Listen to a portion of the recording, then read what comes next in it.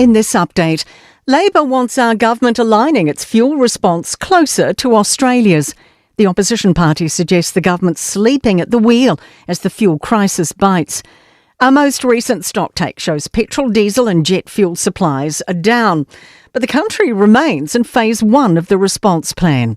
Labor leader Chris Hipkins suggests more could be done. So in Australia they've I think zero rated the road user charges for diesel users for a period of time. An annual $5 million fund is being proposed to allow pharmacists to dispense basic treatments. Health New Zealand's plan will let participating chemists provide funded medicines to manage pain and fever and for common ailments like scabies, head lice and conjunctivitis. Health Minister Simeon Brown says New Zealanders face long waits to see GPs, and these changes will make better use of pharmacists who are highly trained health professionals. That takes pressure off our GPs and also takes pressure off our hospitals. Raised eyebrows over Xero investigating complaints against the newly crowned New Zealander of the Year. The tech company is reviewing a decade-old accusation of inappropriate behaviour from former Chief Executive Sir Rod Drury, which has come to light and he denies. Employment Relations Specialist Max Whitehead says Xero can't do much. It's a mystery why Xero are taking any action. Like, there's 90-day limit on taking a personal grievance. The other thing is that maybe the Human Rights Commission, but there's a 12-month limit on that. Ex-All Blacks captain Tane Randall says he's joining New Zealand First for this year's election after a long dance with the party. An announcement by leader Winston Peters was scheduled at a public meeting in Hastings on Sunday, but cancelled because of Cyclone Vaianu. Randall says he's fortunate to have had a great rugby career, but his eyes have now turned to the state of the country. Right now, next phase of my life, pretty keen to contribute to New Zealand. That's news. In sport, Eden Park will no longer be the home of Auckland Rugby and Auckland Cricket. Rugby is on the hunt for a more fit-for-purpose venue, while Auckland Cricket is taking guard at a revamped Colin Maiden Park on a permanent basis. Cricket Chair Brendan Gibson admits it's a difficult goodbye for many. They would love to remain there. They developed it, they drained the swamp and did a hell of a lot of hard work, and it's got a lot of very, very special memories for Auckland Cricket and New Zealand Cricket as it's turned out. So not an easy emotional decision. Football Ferns forward Hannah Blake is adamant complacency won't be an issue when they host Papua New Guinea at North Harbour Stadium tonight for a spot in next year's World Cup. New Zealand's never lost to a fellow Oceania nation across 46 matches. That's sport. Te alofa Samoa o Mr. Cowboy Lenny. Whaafafonga ma mai mo mai pea I le Radio Samoa. Yeehaw!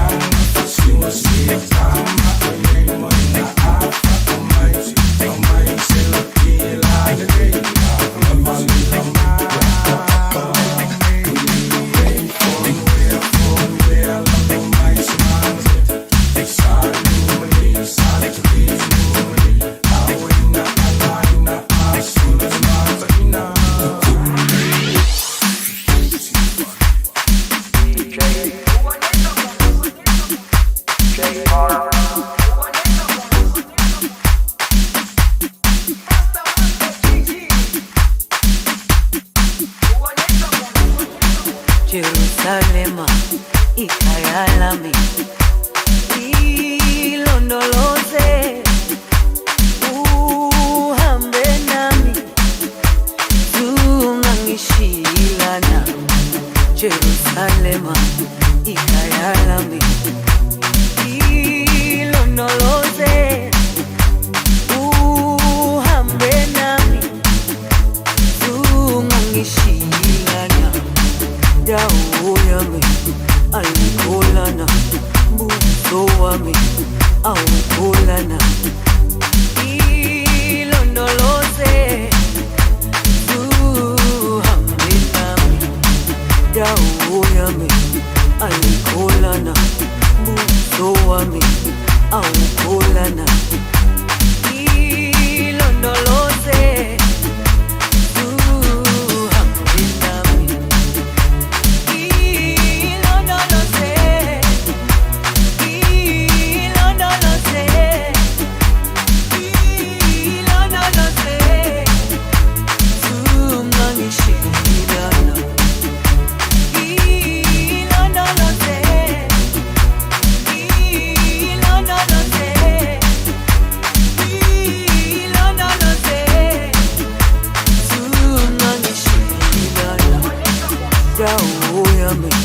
alikolana buso wami awukolana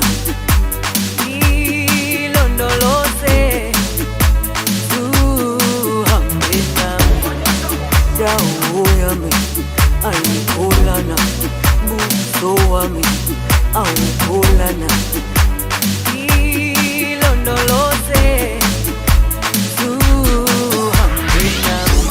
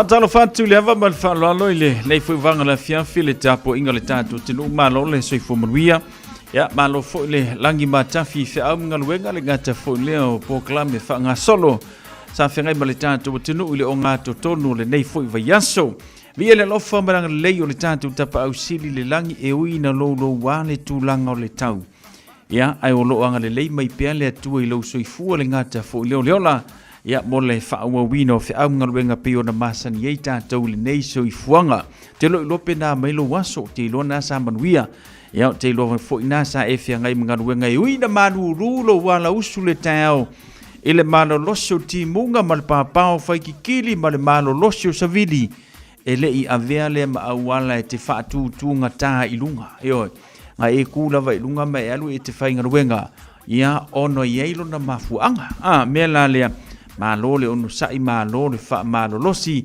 ya vi ia le lofa mananga le leyo le tua ua mai afe au ngal wenga ole nei fo ia so lulu ya ma watatu wa nga e tu fo fa ngole nei va ia so ta ola so fia so for really ya ona fa matafi fo ile o fe au ngal wenga ole nei va ia so vanga na ia tātou e ngā lulu e whai ungola vai aso i o tūlanga nā. E iai ia ngā ruenga. Ia, le nei ia tunu ma le nā tunu e te nofo ma e au mawai. Ia, pūle lava pālangi e te imoanga ngā ruenga. Whai mai ia o e ke whai ngā ruenga rea susa. Ia, tātou te o lava e tātou te ngā lulue. Luas furu ma le tasi minute o tele tūlai ono. Whamatafi atu le tautua le tau whasio manu Francis Ione. Tau aveina tātou whasalonga le nei fo ia fiafi. Ia se ia pa ia mali nei teimi o le tātou porklame masani matele lava foi. Ia i musika su fifiloi le ngata foi lea. Ia na ia tātou whaasilanga whaapisinisi. Se vainga lungo le tātou awala. Ia le ngata foi leo le tūlanga le talo le tau mo tātou. Ia ma le tūlanga pe o nei le toi whaasalalawina. O tātou tala mai sa mo. Pea whapena misi mai ate o le tau le valu le tau dalila. Le ngata foi leo le tūlanga sifuruma le lui le woli. Taimi muli muli mo o e pe a tāna fitu. O le nei foi vanga le fiafi. Ua iai tātou le tau malulu. O le amatanga le nei o le tau malulu ma le tau susu o le nei atinu. Ia wai, paku loka kou le i le tau malulu ronda winga. Te ko ai ka kou marikelo ki munga i le telo aso. Le ngata foi leo le malulu. Ia ai o le tau uo tau masani ai. Iwa na tātou loa masila fio New Zealand e malulu.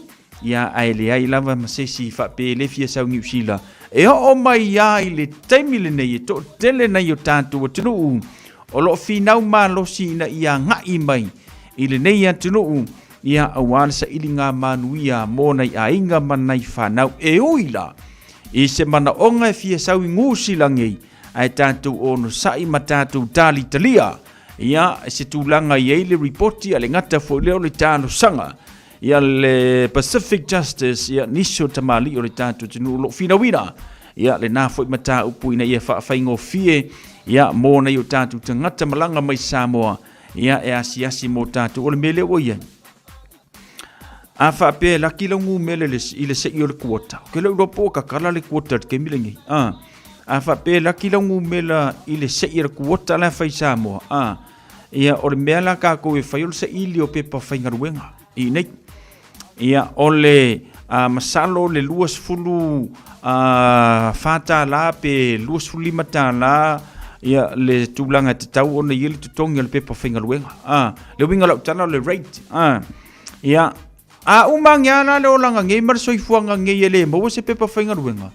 Ua mau fo le na vanoa. Mai le lo i pola le winga o le mele o le maua longu mele le pepa o le se. Ai o mai ngei New Zealand wa New Zealand wa ko le pepa whaingaruenga.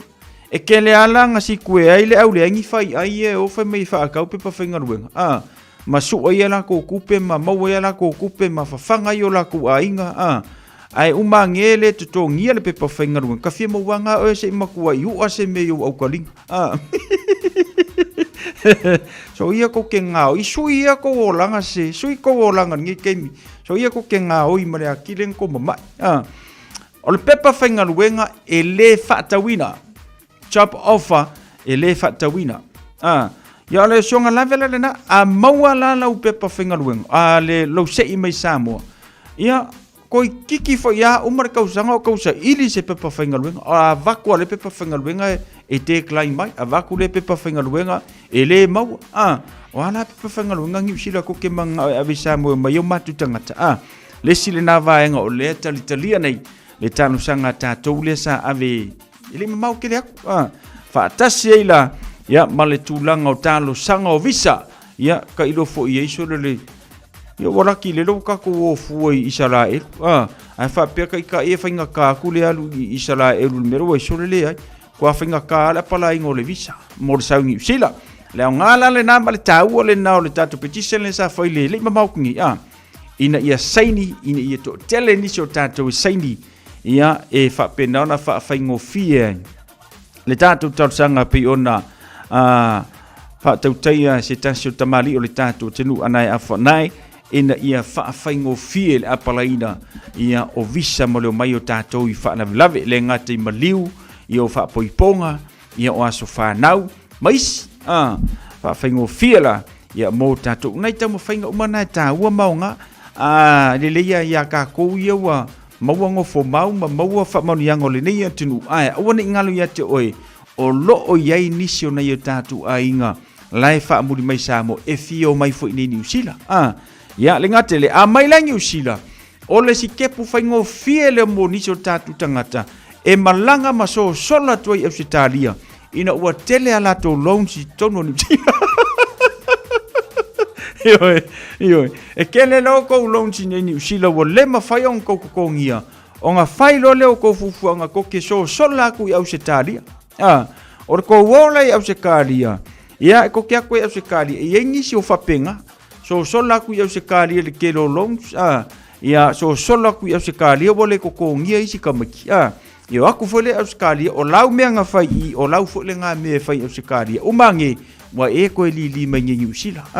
Le anga fo i ele i ofa ku nge New Zealand se pepa whaingaruenga ke saua nge o i Australia se pepa whaingaruenga ke saua nge New Zealand. Nga ofa ku New Zealand le pepa whaingaruenga i te sauai. Ia ai ole whamanu yangala le nā mō tātou. Nga e saua nge we mga o ke whialu i Australia. Ia elele alu i Australia. Ia lulo e sa ili manui ai. Ia mōna i o tātou. Inga meise na i o tātou whānau. Ole pengwhiki langa ole mea o lo sau ni New Zealand te nofo ai. Ia e whialu i Australia. Ia e alu i Australia. Ia mō nisi o whamanu yanga.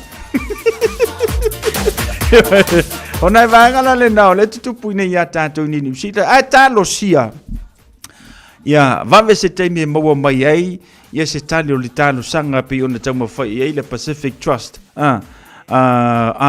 Pacific Justice. Ia mo le whaingo le tātou talo sanga le nā ina ia maua whaingo fia, whaingo le visa mo tātou i nei New Zealand. Ia, ngā pūle ale o le whaingo lowo lang a whapea wa e ngofo i ngei wa whiunga i whale loan e kurikuri o e kokongi au loan ia e sola i au se kālia. Ia la kule au se kālia e whaapūsala lau sola i au se kālia. Ia umange wa koe whio i mai nge New Zealand. Telo teimi o te alo i au se tālia. O le mānei ai o nei o tātu tangata ua au mau i au se tālia. Ioi, ka ke vai a kua o la i ngai kangaka ngau e tausina i o lātu ainga. Ia ai e fo ngai kangaka o la fo i ami o vālea i au se kālia. Ia ai o le soifanga nei. E le lea le whai ua le i maua. Ai maua lo oi. Yo tūlanga nei ai i le soifanga nei ua tātou iai. Ia tūlanga lana pe o le ele tātou tamu whainga le foi vai tau. Whatano whamo oli na te whaafonga mai. Whatano whamo nei tātou tinama nei tamama tutua. Ia o le ai maua mai le tātou porkalame. O la uia le nā kele oe e se ame o ke kakalo. O ke kakalo ia manguia ia kaku kangaka. Ioi. Ia e kei mi foi e waka kakalo so ia manguia o ka ainga manguia ta whana. Te ali soli tataloa nā mo tātou ia so uma. Ai ia karkelo kei mi. O te tatalo ai foi lele inga ia manuia na i o tātou tangata i Samoa. O le fio mai ngi. Langa foi mga onga foi le nga ia kako i lasu Samoa ka ke fio mai ngi usila. Kailo ia o ia au ia soli mo kua e fie o asola. Fio kaka mo ka inga fio mai ngi usila. Ke le fie sa o ngi usila. Yo. So ke fai aku ko ngā lei o ko ngā karo whapengi. La sa manga ngai. E whakwe le ula o amar fai manga ngumela kasi ngai il mako. Whapea. Mena le ngā le ngō le fie sa ungi. Langa le le fai ngā lau manga. Langa mo ko i mele le ia lau manga ngai ei. Yanga manga ia fo ia kupenga mo le venga o kakalo i makeki.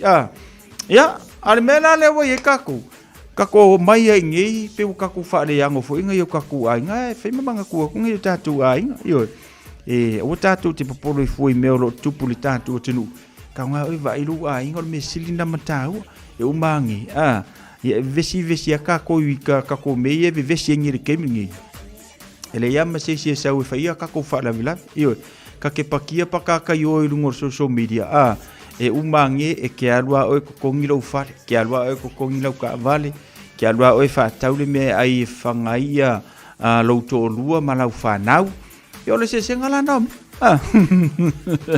ya ai wila tatu fa taina i lumo le tu tatu o li mbele ya fiafi ya malini ya sorulu lo na lo fam lo na ngale lei fa tano fantu le tatu por kalame ne tatu pa anga mafuta mai lungo le nei fo ya fiafi sina leo ma no se fu manuia I lungo le tātou YouTube channel whaatalo whatu foi ia ena whaiva ainga le maua mai le tātou porkalame soi fumaruia ena alofa atu moe ma le ainga sene Jarao kuata sene alofa atu whaaftaile whaatasi mai Melbourne alofa atu whaaftaile whaatasi mai se uso ia le fui mafuta mai le nei a fiafi talo atu San Mariko ia mai faletua ia nesa a kiong le mafuta mai I Wellington le pito isilo na malosi savili yaso uma fatalo fatu lungo le tato YouTube channel matau nonu malolo soi fu maruia Tele fatasi mai hemetone malole fatasi mai le nefo ia fifia lo fatu mo otong tina ngawang soi fu maruia tina ia mai le pito nu o papalangi I nai coast ioi ai le kai mingo walu I coast sole ole mo makau kia manga ia ka fau alo fatu le lua ia li Luisa fui mono ayu ia le ngata fo le fafawina tanielu alo fatu le mafuta mai Otara ia ai mo vela sau kuka fafawina alo fatu mo e fafteli fata simai fata fatu ia tangi 5 mosa ia malole soifu manuia le nei foi vanga la fiafi ia male tanto por kalame pe one le tanto tautua fata fatu ia Nicola ulu malole soifu manuia malo makalo fatu poto APR so for manuia I lungo le tanto YouTube channel ia alofa tele mo o tau fa tele fa simai ile nei fu vanga la fiafi male tanto por kalame ia pe o ile tau le radio Samoa fulima Eva Tolu amo ia fanga solo le tanto musika mo le mana vanga luenga so ia e show ile si va go ole ma o lava lena ole auta lavo Fai mai lava lato e mana oile show Saulo ala ia e matu ai so Siva mai ile manaia Alo ia o fai va o mali e mai le musica Si o tino e va vai e se le mata inna Ia o tango no mea uale ole lea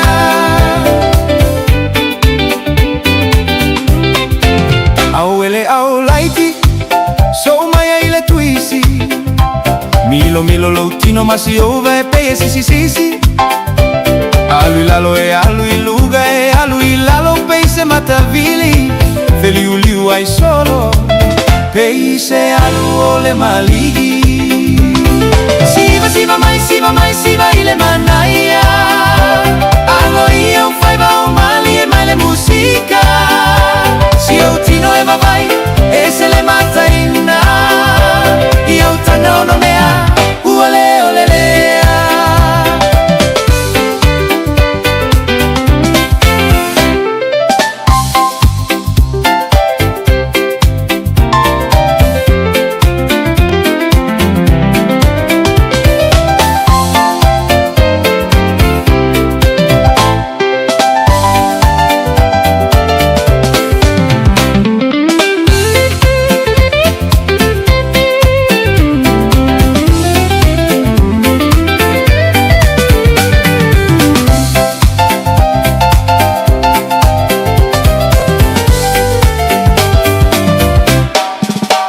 Se lo fomi pe si vale wosi e la ala afa sipa solo pe e fai ma oli Fusi ma ola o paga e fa a fesa gai fogi Oia ole au kuoli Wa pe oni temoni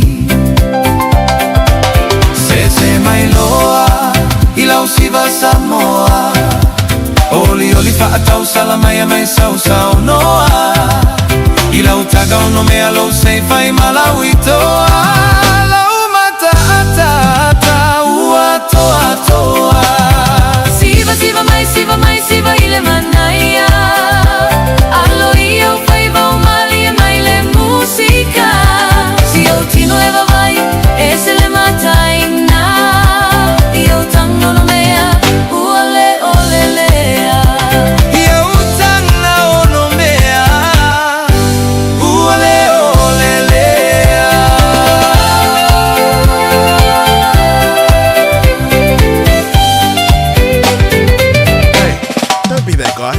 Or that auntie. Ignoring a sore throat? This isn't just some drink some lemon tea in your sweet situation. Untreated sore throats can lead to rheumatic fever. Nobody wants that for their family, eh? Go get your Pepe's sore throats checked at your GP, school nurse, or pharmacy. It's quick, easy, and most importantly, free. So come on, whānau. This summer, take care of your tamariki. Get it checked and get it treated. For more info, hit us up on socials at Stop Sore Throats or visit stopsorethroats.nz. O le Accounting 2000 Limited, e whailai au la fonga businessi. Maisi la fonga ili mai ai o le tausanga whale tupe, I tausanga uma. O le au wala lea e mawhai ai ona toe maua tupe, e te tau ona toe fo I mai a te oi. E fsoswani fo ili Accounting 2000 Limited I a te oi, e alo ese mai le tutongi o tupe e le te tau. E fsoswani fo I a te oi, e maua la fonga toe fo I mai.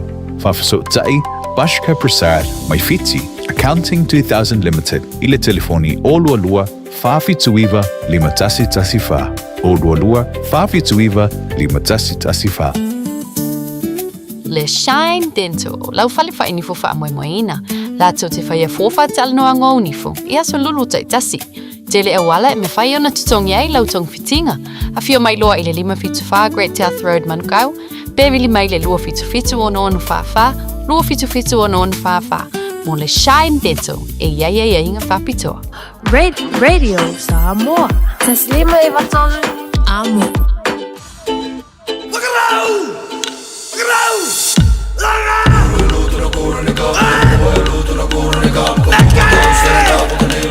Luas fumatol minuto le tona talo le fitu se mai le tanto proclame se va inga le tanto traffic ia awala vo foi le mana vo fe unga luenga le tanto tinu ile nei foi ia fiolona a solulu. Lungo tanto monto wesi leo tava yatu la solonga le tanto feo inga ui lava fo ina faisina poloka la titi ia aolo solonga le lava ia le feo ia le tanto watinu ia wa fo ia le feo manga luenga pe ona mai o le nei fo ia solulu fanga solo mai tanto le au family i me Wellington va yatu faisi poloka la titi o va anga le na watu na Shiva Bank fanga solo atu Penrose le ngata fo leo GI ia ma va anga le na fo fa itu o le fai mai faisi poloka la titi o le vaenga le na a olo mingoi le tanto awala afa pena tanga I mali tanto mala va le I mangele so longa le vaenga le na off maya mato le manu kau feo lolo le pisio ina sau manueua poloka la titi manueua o lo wanga ia tule ita kanini lo te bato fai tu la vale le anga e kuita kanini papakula faisi poloka la titi le vaenga le na ai o lo le leila va foi tanto fo inga pe ona yai le ai se tanto fa lava reportia mai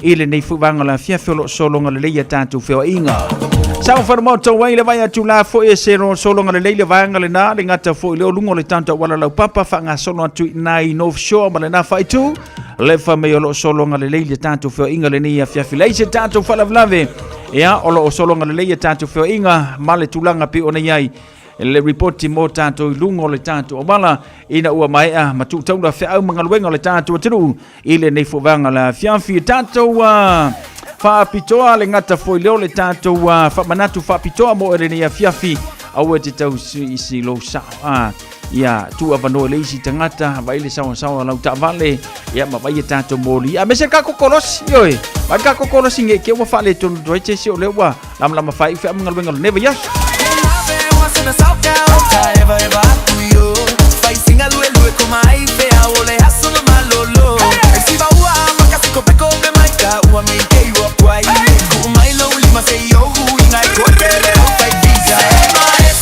siva camilo bilo ile música leo fai galo venga maleo fai popo se lue malau música siva camilo bilo ile música leo fai galo venga maleo fai popo fa obla maiore música le follow I fight your Africa fa a solo poco muore ba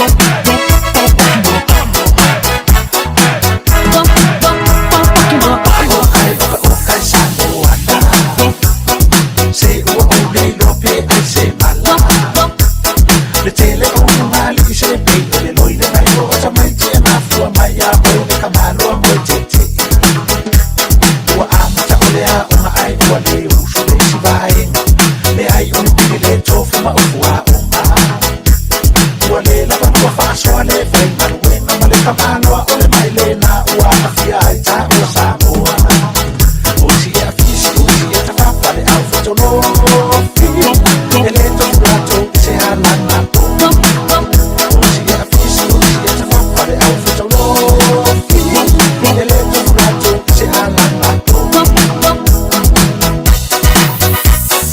DJ Magic. Sila mai kore sakala ofisua sua ua fikale lava O ai a pula mata O mama ua fikamisa misa tuli ai fua lava sitoria ina Ana maua tumu lavaria ile maapena ua upa Pasidua tufani maua navalea nuga lomale ainga Ai ase fimu lima oka ua mite laina E ora pae e mau umi wano Ole mumboe lava matau fetuli fato a toro toro mai kule fale ua tani alisi Osi e afisi osi e tafafale au fetolo Waneto fumato se ala atoni Osi e afisi osi e tafafale au fetolo Waneto fumato se ala atoni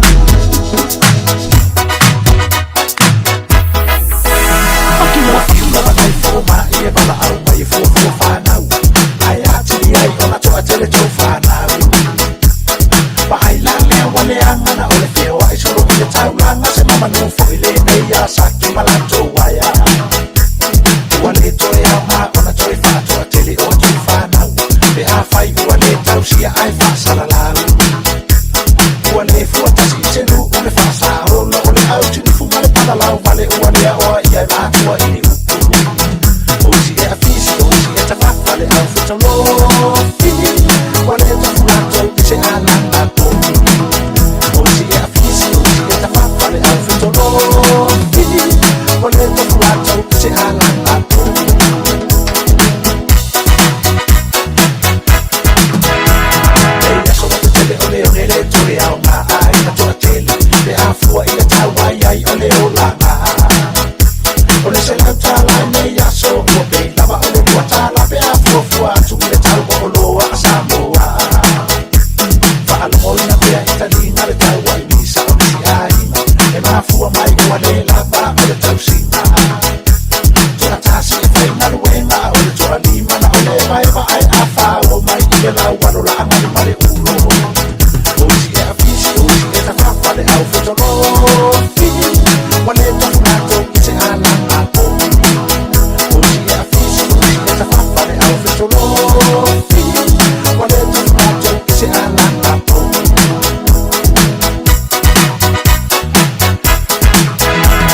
Afai po ua toa tele ia e tausi male whapele pele Aoa o ia e le talo se o se aso Afai ua lea o onga ia la tauloa o le whaarola e ala mai ai manu ia ai le o whaau sosonga Alelenga mai le susunga a mani e toa Ole a whaia ana pongi ia Samoa E tano sia o mātuai mauluhani o na masa o na whai Awa ua lato le loa lato mea sa whai Osi e afisi osi e tawhawhale au fetolo Wale tofu lato se alanga toki Osi e afisi osi e tawhawhale au fetolo Wale tofu lato se alanga toki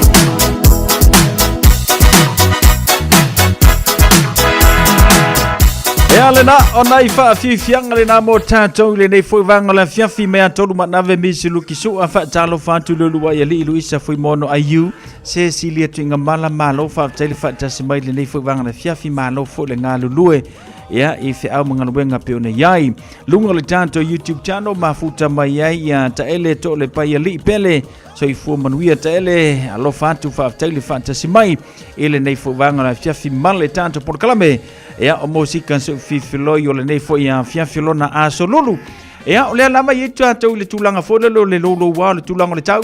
Ia ele ngata fo le ole mana lo so savili niso teimi lona winga ele anganga e fenwa ngofa o lo fa. Io aya o lo fa. Moi fo o lo fa. Ah. O ke fenwa I ke wa ai ai ole faisi malo lo shoki munga le ngaka hoile o savili pe ona yeta tau se forma le 2 minuti le tutona tale o le fitu le tu fa salawino tatu tala mai Samoa ia pe ona ile tatu por club le ngata fo ile le tautua ile ne ia fia fa pena misi mai to ia tatu tala na ia o le tau le tula e fitu ia la fa pena na tu fa salawinai a tatu tala na mole nei fu vanga le fiafi patalo fatu mo ole na te fenga mga luenga ole nei popo ma te ule wo sifi po ma lo lava yo ka ko yo ku le ia nga luenga ku le ia le tapu ile nei fu vanga la fiafi o tatu le na wa mai afa mga luenga ole nei ia fiafi ia ole ale si me lo mau singa ma lo longa ia fai masinga ka mafkanga ia tama o ile langi pu lo lo mari afu mari povia wanga luenga antaya música malia say my night in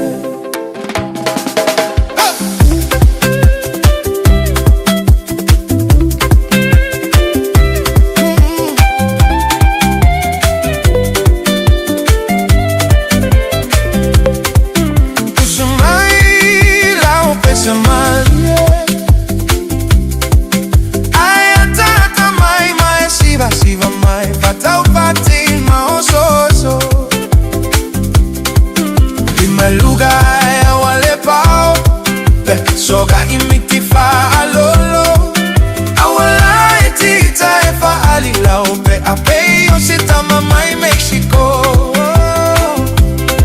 fa atafiti mai sitoina lelo komatu afoi uaita uale mafaila bolona fia siva ile malie ole música malie mana ya sivae música malie sema enaitene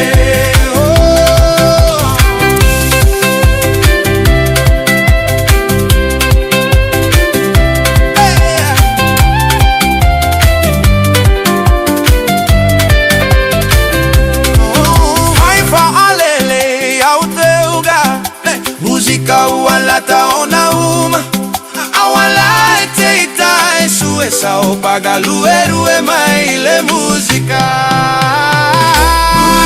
malie awe ana yesibae música malie awe sema ya naitene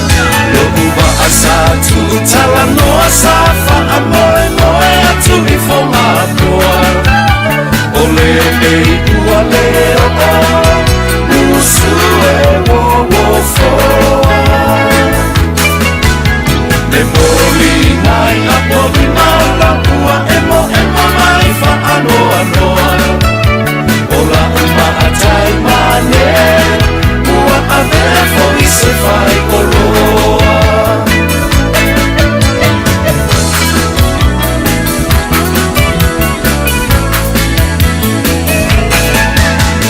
Le matangi e puangi ua lola ua pe au o le sami Wapa ule fetule la satu ile mai lua mai o matangi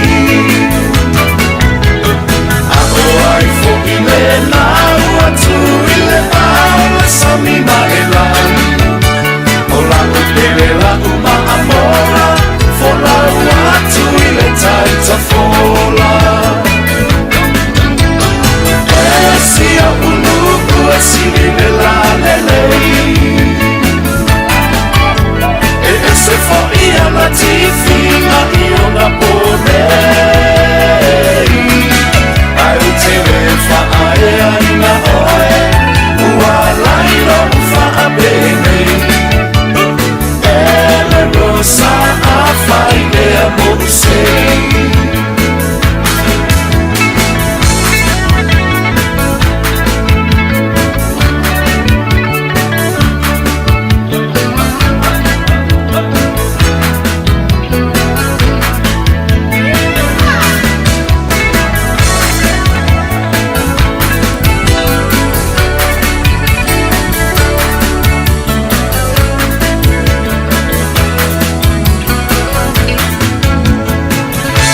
Fianga mai le Tatiana ina watula bali tatu taimira wanti 5 minuti le tutona tano le tula fitu tarfito te fasalawino tatu tala mai Samoa atalo fatu Maria Dempsey alo fatu fa telefata si mai Master 10 alo fatu mo le nefo vanga la fiafi sinka ko mesi lo le fa so le yo ma fa fonga ka fio lai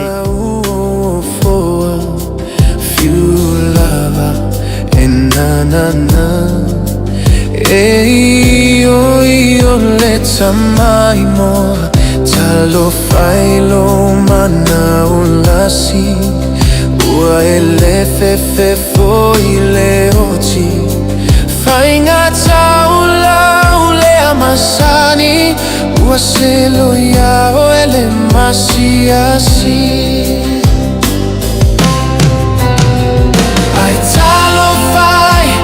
I love, I find love to inna now. Ao fe pula fi, matsa osi atafana. Faingalu eganeita, ile malulu olepo, ao efama opo.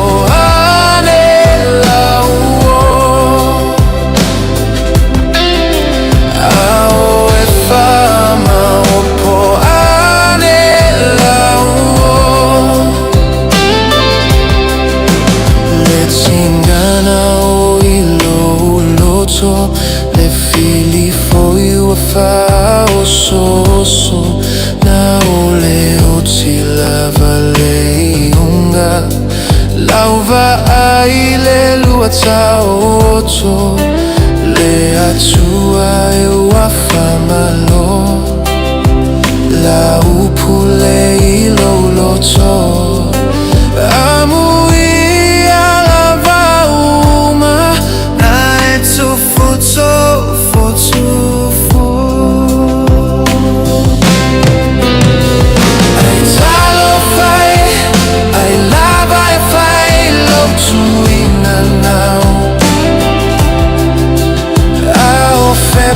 la fi matsa o si atafana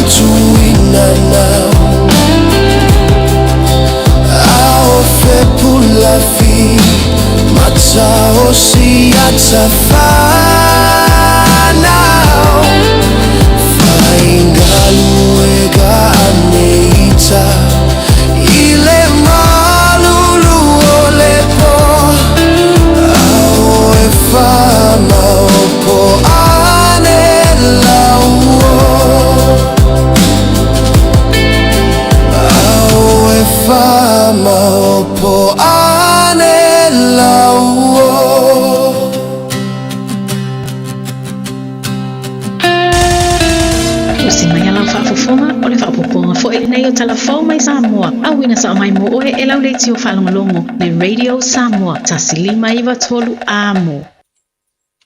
O te whātalo foi le nei asa fou, taunu mai o ngā tonu le nei wā yaso, o tala taulo ngolongo mai Samoa. O le loia mai Australia i a Peter Lithgow, o le awhina wina le tālo sanga le sui whaipule o whale ali li tasi. Le o lo te talo ai mo se toi ilo ilo ino o tau o rumanga ma le whaai unga le whaamsinonga o Palota. Le o se e iai le fionga i le whaamsino mai New Zealand, le fionga i a Reese Harrison.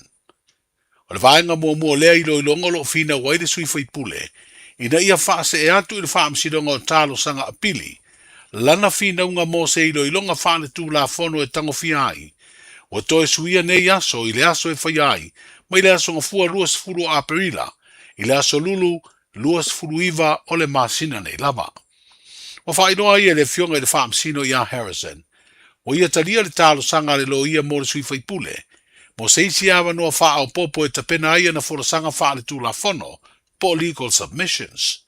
E ui lea fesuia inga e peo na wha ilo i minute le whaamsinonga māwalunga, o lo talia le lo ia le tū tālo sanga le asa ua wha mautu, mo le suesueino le tālo sanga, leo le awha ngā solo le tau amatanga o le masino uni. Ai le whaamasinonga o Palota i le asolua o le nei vā yaso sa toe vala awai, le mata upu le salau afe tā la, ma le soli tū la fono o le whaalemi ngao lea i le whaamasinonga, e mafua mai le tangi tau Palota a whale ali li tasi.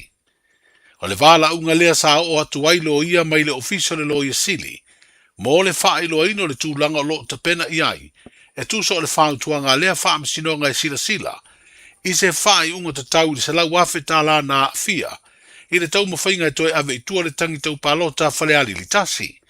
Whapeai ma le leo o atu leo mori mau, i le sue ino mori anga o le tangi tau Palota po le election petition. Whalia lo ia mai le ofisio le lo ia sili, o lo malanga i whafo le tamaita i lo ia sili sana malanga tau ia te ia lava, ma o lo tau mawhai i ai ni whesota inga, e longo i ai tūlanga o lea tāpenanga. O lo tūla i le whaamsinonga māua lunga lo tātu utanu le nei vā yaso, se tama uono se furufitu tau sanga lo na soi fua e te atu lea i mori anga i vā leo leo. E peo na tua i ai le whai ainga wha malosi, o le whai ainga se ngai o inga soli tūla fono, ma le whai o ni ngai o inga mātanga. O le ua molia o le sunga ia pētai a setu, o lo ngā lulua e le tausia leo le kāle sia meto tisi fau i vai telefon. O le no whanga leo lo whaalia i tōla ulanga leo leo na whaatino ia soli tūla fono, o lo matuate ena malosi e leo ua molia. Sa se furu valu tau sanga o le tēnei titi o le au lotu na fia i le taimi, o le soli tūla fono. Ma o lana mōni mau lea songa fua na amatai o na sue ina mau e se lau lau o whaatonu. Na ia wha matalai ngā yo inga umana whaia i a teia. Mai tō wha mōni mau o leo leo e au fia i le leo leo na whaia le sue nga, o le tina o le na a fia, ma le tina o le tua a tina o le tēnei titi. O lo tapena fo i mōri mau o leo ua mōria e tūtula i e langolango le te e le whaife au, i mōri anga uma a leo leo. O leo ua whailo nei e le mtanga luenga o puna o whaale natura ma si o manga. No umawhio anga o lo alalai a inga i le motua upolu, o le a maua fso sori tupe, mai le malo o na o latu a seta me mea tōtino au ngā, na whaale anga ina le pē whaafua se o le tise, mai le aso tolus fultasi o mate o atu i le aso luas furu iwa o aperila, o le tausanga na te nei lua o lua lima. E valus furu lua le au wha inga ato ia no umawhio anga, ai le o au fia ipi sinisi o whaalap tonga ma onga na fia fo i mea tōtino, ai o lo la vea i lea fasoa soani tau tupe. O le asfreida le vai aso nei, ma le asonga fua le vai aso fau, o le a feilo i sui o ia a inga o pisinisi ma onga mo le whaelo ina iai, o le au whainga i la tau o manuia tālo sanga, whapea foi o na saini ai ma marienga e wha mautu ai, le au whai o le fasoa soani tupe o le a maua. O le foi o wha moe moe wha mautu ai ma ID po pepa wha maunia, e wha mauni ai a inga o pisinisi ma wha la tonga wha pea onga, o le a maua lea fasoa soani mai le malo. O le mautofono o le tui atua tupuata ma sese e fi songi, o le a whairo i eisui o le komiti le malo o ngā lulue, mo le te penaina o lea fasoa soani, ma i lato uma ua manuia tālo sanga. O le ua sawa tu neile au kirikiti a tama i te i Samoa, I le mātutua I lalo le sfuruiva po le under 19. I le tāmiru sanga o le ipo le rorangi e whaia lea le tausanga fōu. Ina o mānu mālo I le la tā alonga sa ili avanoa, ma le au kirikiti a tama I tai mai Fiji. O se isi leo matati a mawa e o au sia tama I tai o le atunuu, I le tā alonga kirikiti wha peretania po le English cricket, talu nāti na e lea tā alonga I Samoa, I se tūlanga māwalunga e mawhai ai, o na uru fale I tausi ni onga wha avama lo. O le tausanga e luafe, na vea I le asosi kirikiti wha peretania a Samoa, masui o le wha alaptonga o lea tā alonga I le ladolangi. Tala ia o le nei aso, soifua.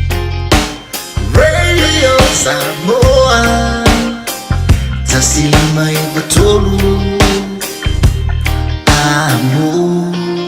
Radio Samoa, tasilima I batolu, amo. O le nau paina whaafonga le tātou tenu le toe whaasalawina o tātou tala mai Samoa le nei whanga le fiafi. Whaapoponga fo inama le nei a solulu sa nia mo whanga nātou tau wha utanga vaia tipi utanga vaia o le sui o le Radio Samoa lo ngalue. Tu whatasia tātou tala ua le whaafonga mai le tātou tenu. Le ngatai tu tonu au te ronei. Ia, ai so se tenu o le nei la lulangi ma lungo le tātou upenga te whailangi pe o nei ili tātou Facebook page ma le tātou YouTube channel. Ia, ale Radio Samoa sfulima iwa tolu amo. E anu alua ia suanga le vatele ma meolo tutupu e lau whanua le tātou tenu o. E a fia loa le tūpao whaife au po whawhia ngainga ini soli tu la whono matautia. Woso ia maloka whangongoa. Ta ilo ia I sau whaalongolongo ma sau whaafonga ia tātou tala le ripotia mai Samoa le a fia i o se tasi o whaife au. Ia mionga whai ainga whaamalosi ma se tasi o teinei titi o le au lotu. Mea kongala le whamai le pesa Felice. Mikael, pesa fui leo leo mamoi. O loo whaanonoanga I le vaenga lea. Leanga mana tua mai e tele ina a fia I le vasenga o whaawhiangainga. I so o se whata whaitaulanga. Ma le ngaluenga tā laia le atua a maise I lato o mātutua I tutono le ngaluenga. Ma whaia le ngaluenga I ala e te tau o na ngalulue ai.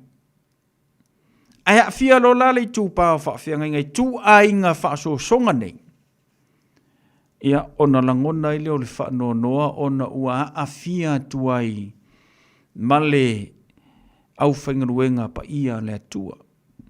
E le Paulo se whaife au ua tupu se fa lave fa penei. Tele taimi, tele tausanga ia ia le taimi e mapunga ma ia ia mionga I lātou wa vea ma whaife au. E lo whaife au ma. E ia nisi o whaife au o lo lātou launga le upo le atua ma lātou sa vavali ai le upo moni ma o lātou tau tō ilu mo le atua lātou te whaia le ngaluenga. A iei fo inisi o whaife au e launga le upo a lai whaasi usi umaka I ke ngeki o le au loku. O lono winga. O tau nei tau te whaia mionga nei, I le tatau. O no tau tu or pule la ama la unga le fionga pa ia le atua. Ia, wha marurua tuai au na le atua. O I lātou a vea ma whaife au ono o ia I tu a inga a mionga pa a whape nei. Ia e a fia tuai. Ia ma o tau au na o whape na o na ngā lulue ma tausi ma tanga luenga ma tausi e ka le sia I so se nuu ma so se whata whaitaulanga. Ia. Ka ilo I po a koe ngā whasalanga e ka kaunga whaingi koe ngā whaiwhiau. Tele ka le sia. Tele whanau a le atua wa a fia I o lātou wola ma a fia I le ola whata maitai. Ia ona o amionga ngiku ai ngā whaiwhi au e o mawhai tu tonu e ka le sia e ngā lulue ai. Ia. Mana tua. O whanau o le au lotu o lau le nā whanau. masalo oe le ka alo langa e ke ia lo failinga lu nga le atu or ke le ai o kamai e kukupu mai fa la vlave loku umangela o fai au ar ko kele fo ia o fo ye masani momole social life i wali leu mai o latu o langa i mea o le larulangi saoi ar mana i o latu o langa mololotu o fai au isi ko kele nga fai au isi au ki fa mo ia o ia o nge pe o fai au le iwe au ke vai ko fo fai au le e ai le te mina o mata i le porkalame le kalesia le ma o ke lo fo le me le kalesia le o ke lo fo le sua fo fai au ele ke mingo maka ila na porkalame mana ia le porkalame e pe kaiangi o le e o la lua le saito ma le titania ia lo winga la le nao le tana tuspa ia tu pe le saito ma le titania tu tupu ia la usi mola o ngai loa le meka o le saito i loa meka o le kikangia kasi la le kikangia wo yengi sole ia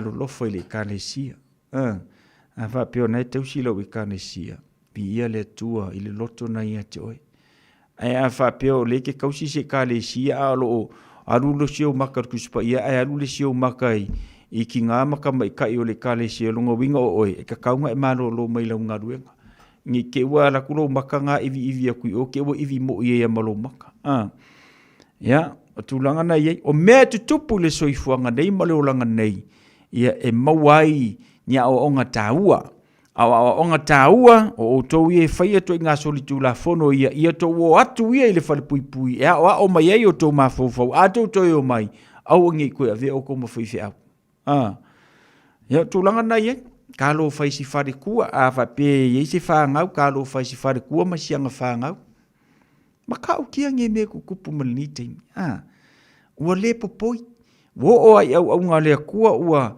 fa o so ina ile li le laro langi ya se ko i mala ko filfilinga ma ona to me fai ono le malo si le ti apolo malo si le ti apolo i loto ma fo fa ya fa ko la ki alo ka le fi au so asi dia Siria so ye ke kau fa so. So talo minuto tel fitu te Moses fa pongo tatu tala me Samoa. Ile tal valu le swataya. Ole ase ele tanto por kalame se yo tilo atu le tulanga ma le report le talo le tau mo tatou. Ile ne ia fiafi ona tala me fa solo leo le tanto por kalame. Inisio tanto fufuanga me sio tanto por kalame fanga solo. Ole nei fo vanga la fiafi. Talo tamo tato le nei fo ia fiafi malosi ia ma kaukia le tulango le tibunga le tao na leila. Papa fai titidi le ngata fo ile ole malosi le savili le telo taimi. Singa kama kaimi na mawesi na masele pitai tulanga fo ile na la ile tano tamo tato le fiafi le so. To ulu ia na timunga mama fa ngasolo tu le so atayao. La ye fo le temi ola ma fai timunga mo tatou ile aso atao pe ona report ia mai ele tano le tau mo tatou ile nei fu vanga ole a fiafi aso atao tulanga le nau tau timunga ni so temi ia matele la foi ina mo sina masele mo tatou fanga solo atu le tatou por kalame ma le talo le tau le aso faraile tulanga fo ina ole ile tano le tau ia ma les ma rosul civili ni so temi le ngata fo le plasi timunga ia pe ona ia le talo tamo tatou fa ngasolo atu o le fai ungo le neiva yaso langi le leile tantu tala mo le tantu tulu o Samoa pe fa pena sanu so fenga malanga mo Samoa langi le leini so taimi petai to uru va mati mo ngai niso vaenga tu mau pe la pata inga mo le tantu tulu iniso savili le ngata folio ma mafo timunga niso taimi luas furma le valu no vevela lo palasi ma ye luas furma le lima lona mo lalo pe ona yai Fanga solo atu tatou se fainga le ngata i fale le ngata fo lor kalena o fainga faiva au kilani afa tonu le fitu le taon da le la so ngata i fale mo au kilani fanga solo mai le fiafi le so lus furu minuto te al fitu mo mani e tole ngata i fale mo au kilani no fanga one hunga mawina ile lus furu minute te ile valu li tai sua nga te fale afa tonu le valu le fiafia nanei o le atu e mau mali tu le nga te fale mo one hanga o mato nei manu kau hetsa valu minute te asfuru malilua ile awauli na sua te tu ile nga te fale mau mali atu le sfulima minute ta le tasi le vavaewa nanei fanga solo atu le no fonga muri vai pinchi le mawina ile afa sfuru le tauna le lana sua mele nga te fale sfuru minute ta asfuru le tasi o la afa pena ona to mau mari to nga te fale mo le tātou pitanu le na muri wai ia pe ona yeli tano tau mo tātou le so tala na tau mo tātou o nga tono neva yaso fanga solo tu fa ngol neva yaso read potia mal ofisa va ai tau kilani fanga solo ia ia fufuanga baiso por kalam fanga solo o le nei foi fa unga o le vai yaso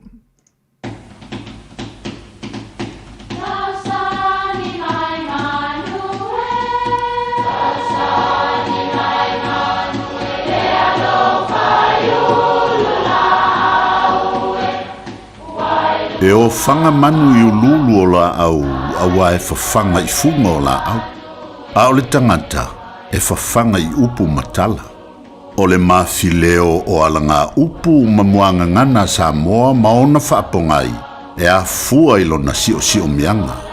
O lona lea sao I le whaatufunganga o le iloa whaale aso, mai le tautua se ia o ina pule.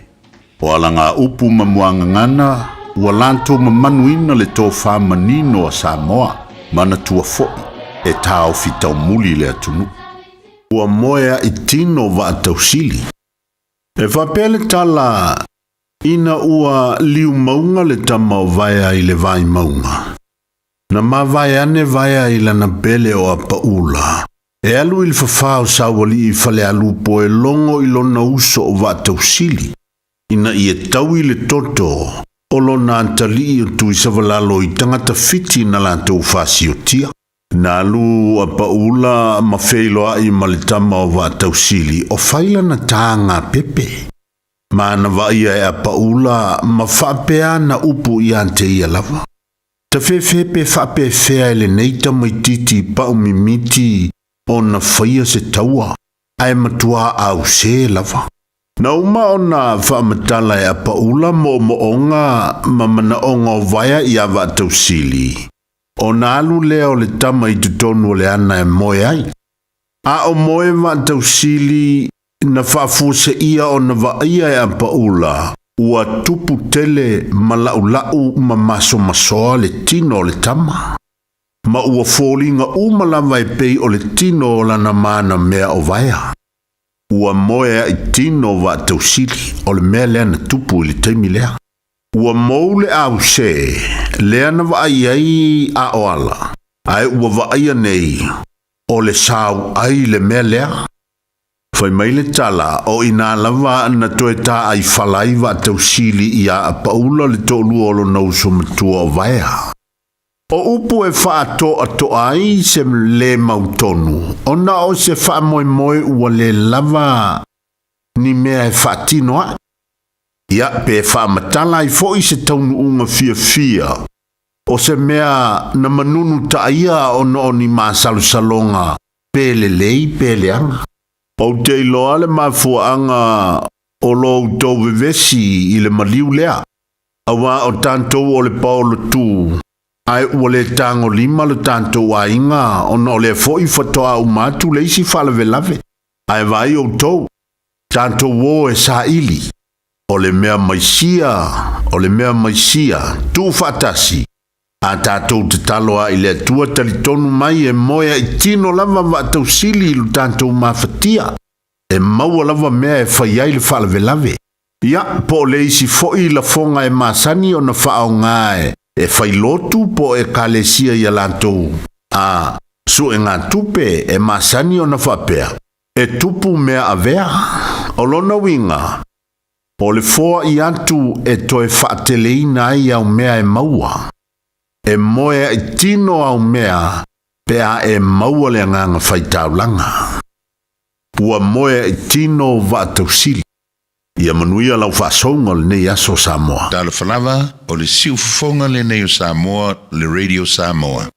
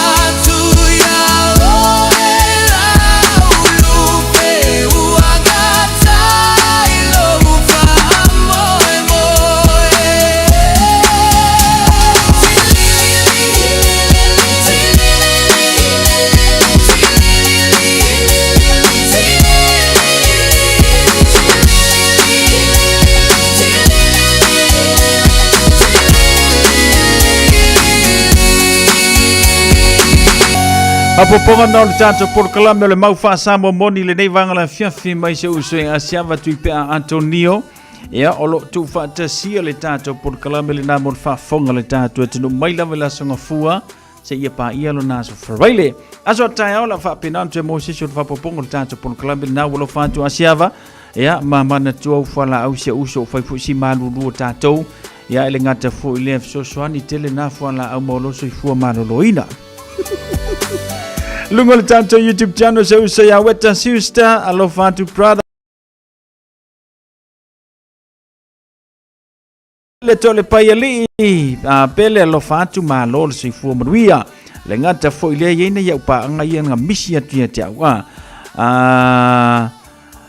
fatalo fatu mom and dad lua fa van tano fa ia alofa tu manuia le ia fiafi alofa tele mo auto chauso lave na nai alofa tu so Faftale fata si mai ropena sai alofa tu le mafuta mai Hastings ya mo oto umalava le nei fuvanga la fiafi ngata folia chef panga maluiva ivalua malo se fumria faftale fata si mai le nei fuvanga la fiafi le leila tamfiatu tapese ya chef alofa tu mo ma show ainga ya mane tanto bo mane tanto panga masani lava foi ya pe ona mau mai le tanto por clame male tua ale Radio Samoa se fulima iva tolu mo lus fut minute wote ele tu la fitu ya o temi masani o tanto fa modianga las fa namula so fo pe afar fitu no winga afar fitu ena mala maile ye tau fa manuia lo so fa na lungo le tanto por clame ya pe fa anga ma fu le tanto YouTube channel ma le tanto Facebook page ya mawale le yai ma le tanto email yo le on air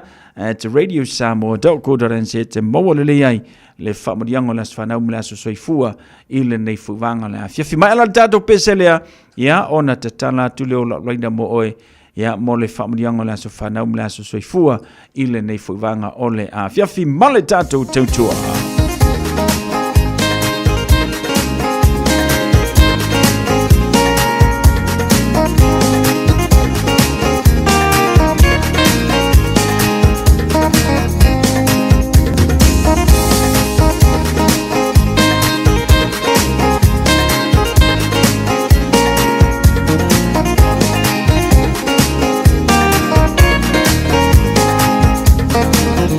It's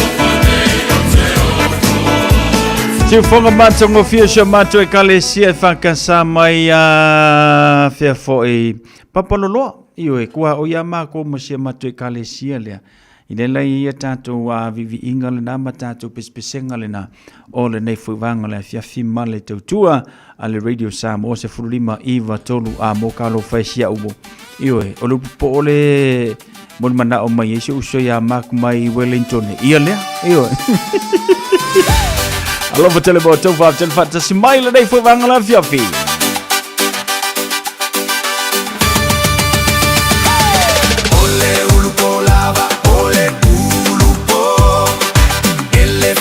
Longa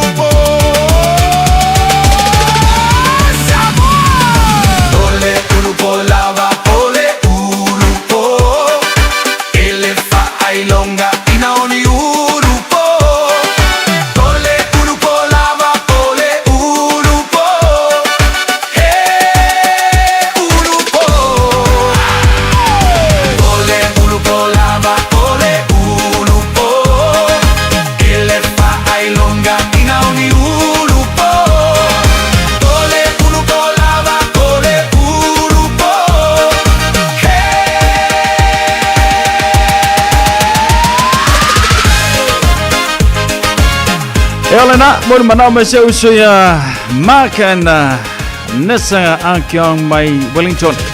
Alofa tu mo o tau fa ten fata simile nei fu vanga la fiafi ya male tanto pono kalambe musika su filoi ya pe ona yele tau tua le radio Samoa fuli mai vatolu a mo.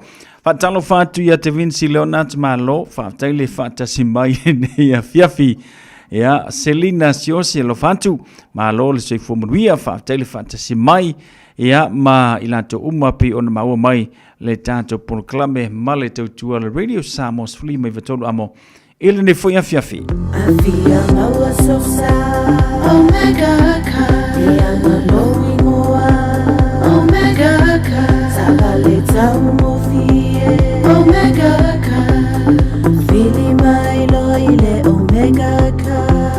Omega Cars, lua selau Diabetes Drive i Manukau. Pole telefoni oiva lua vitfitu lima valu tasi lua. Susu mai Manukau ne Omega Cars. Umalole keisile Omega Cars. Ole Accounting 2000 Limited, e whailai au la fonga businessi. Maisi la fonga ili mai ai o le tausanga whaale tupe, i tausanga uma. Ole au wala lea e mawhai ai ona toe maua tupe, e te tau ona toe fo i mai a te oi. E fsoswani fo ili Accounting 2000 Limited i a te oi, e alo ese mai le tutongi o tupe e le te tau. E fsoswani fo i a te oi, e maua la fonga toe fo i mai. Whawhaso tai, Bashka Prasad, mai fiti, Accounting 2000 Limited, i le telefoni o lua lua, Fafi tuiva lima tasi tasi fa. O lua lua, Fafi tuiva lima tasi tasi fa. Ua na ole Radio Samoa se furulima iwa toru a mo e tau tuaina o e ilangu ngana fitu aso le vai aso.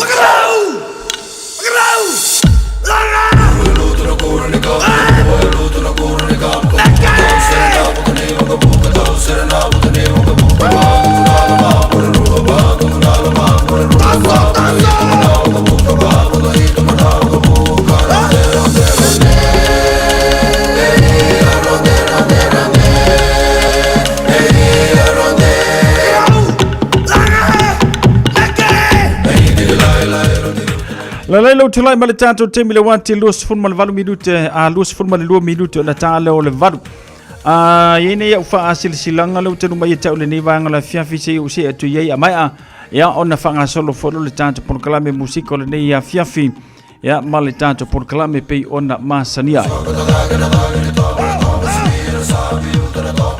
na tanto fasil silanga le utenu mai tau le ni ya fiafi awani ngalo saulo mingo le tusiol songa Fantasi male lolo mingo le vafilfili. E mawai whanu penga o Samoa e sisifo tutuila mamrua o ni isi o tala tu o Samoa o nga upu. O le matafa yoi o le matai le whaingon whaalavlave pe o le whaapuiponga ma liu le o singo a inga fesila whainga o paolo si i whaanualo.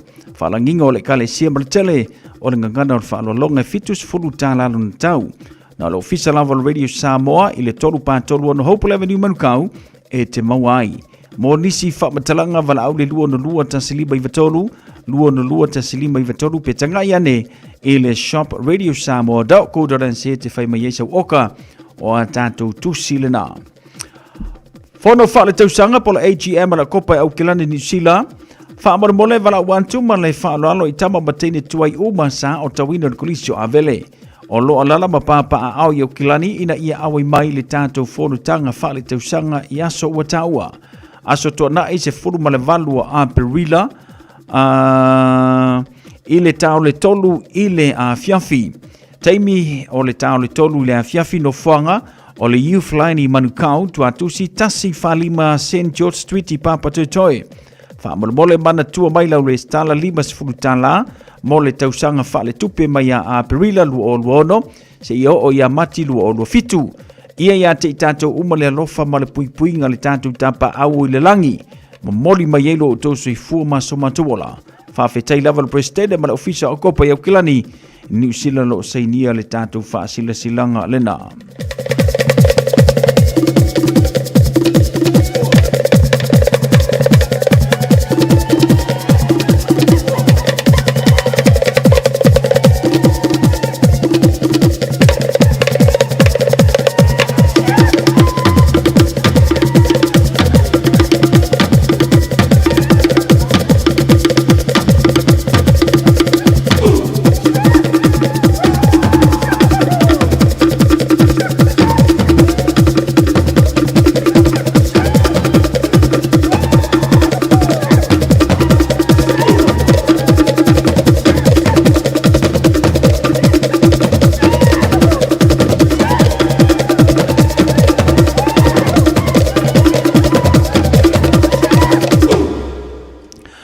Le se tatu fasilanga le utenu mai tau le nei fuavanga le fiafi tu malo si umu.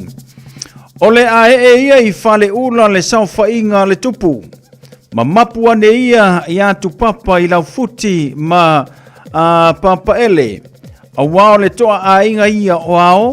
O le toa a inga fo I o a inga tupu umo Samoa. Ma tau te le to e sa valia fo I le awa iloa. Na ulua I asa ai papa o Samoa atoa. Ai fua le leo e peo le upu e fai le motoa o le tui manua. A wae fai ngata lau fa sausaunga Samoa le au mamala. Mātou te whaatulo watu I au auna totofia le tua. Whaatulo watu fo I le pa ia o Samoa mai le tai sama samo le tui manua. Se ia pa ia le tai ula ula o nā whanua.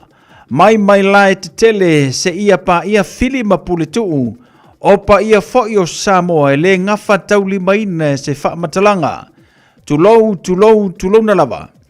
Ai wha pito au ngafa le nei wha sila silanga I tupu mai e. O paolo ma ngafa e maluai le nei tu malo si umu. O lo alala ma papa a au I siri au sitalia. O le pa ia a wasa a somua ma ainga e lua. Ma liu mai tu ma le ainga sa tu Le fale lua o tu la fale fofongo le alantaua. Utai le ua ma le fale tolu. O se upu mai muli vai ma moto to finga. Ua tau nuu nei sini New South Wales le tusi whaaloalo. Mai a le tātou I tu malo mai Samoa. O le talo whaaloalo tuai tupu. Mai e a mai sio paolo mangafa. E malu aile nei tu malo si umu. O lo alala ma pampa a au I sini au se talia. O le awhaia le tātou whanotanga I le aso sā tolu o melu o luono. I le nofanga e peo na tā ua I lalo. O le tuatusi. Quakey Hill Community Centre. I le ono Kavanagh Street I Quakey Hill I New South Wales lava. Lua lima fitu I Ausitalia. Tao le whai le awhiawhi. Mana o mia so o tau finangalo I le tusi na au mai Samoa I sio tātou I tu malo I pele o si umu. Talo sia I le alofo le tua e ta iatu lo tau soi fua maso matumola I le nā so tau whaina. Monisi wha matalanga wha so tai le telefoni le o wha, o iwa fitu vanulua. O wha, o iwa fitu vanulua. Wha whetai, seini e li ma whai pule o si umu sini au sitalia. Le tātou wha sila silanga le na o le nei fwoi vanga o le awhiawhi.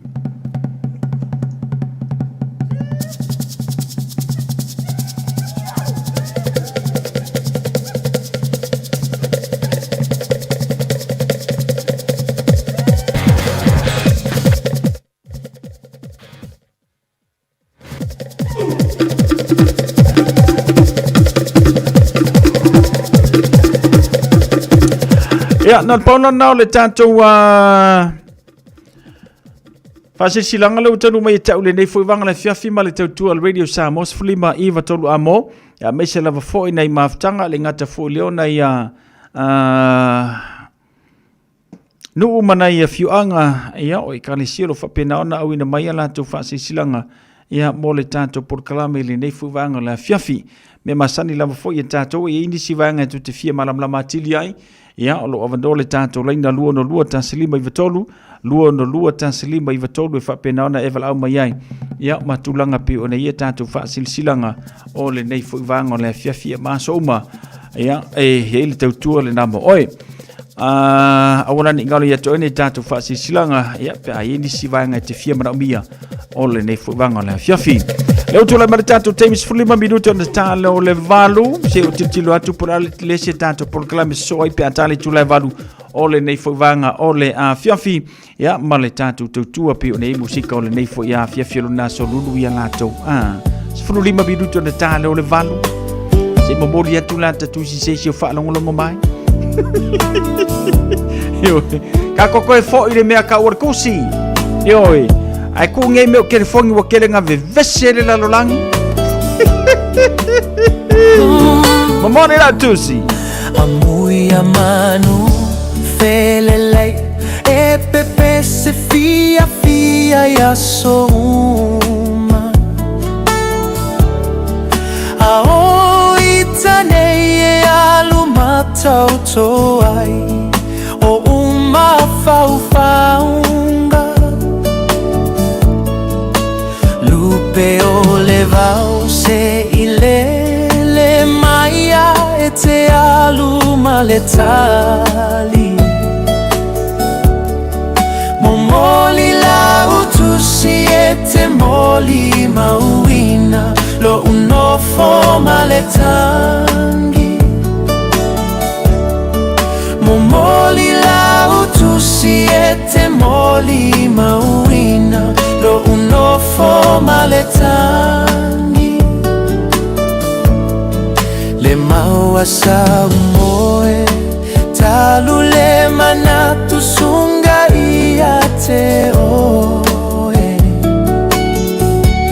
e te fao malo io uma fao faunga watasi lava oe malingi lingi lemu o loi mata malefa ano anoa uala vai alea e fai mata limoau ile fa ano anoa uala vai alea e fai mata limoau ile fa ano anoa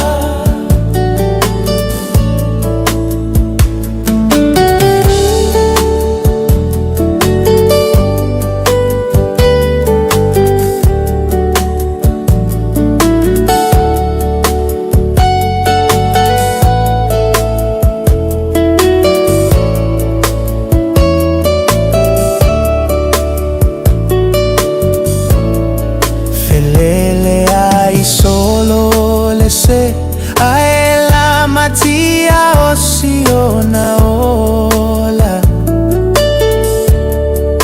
e peiole asoa ua motu lilo atu aleto e vaia aiona osio ufa atauva ua mafuai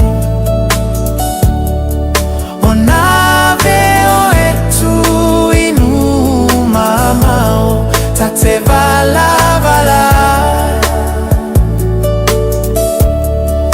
o nave o etu inu mamao ta te vala vala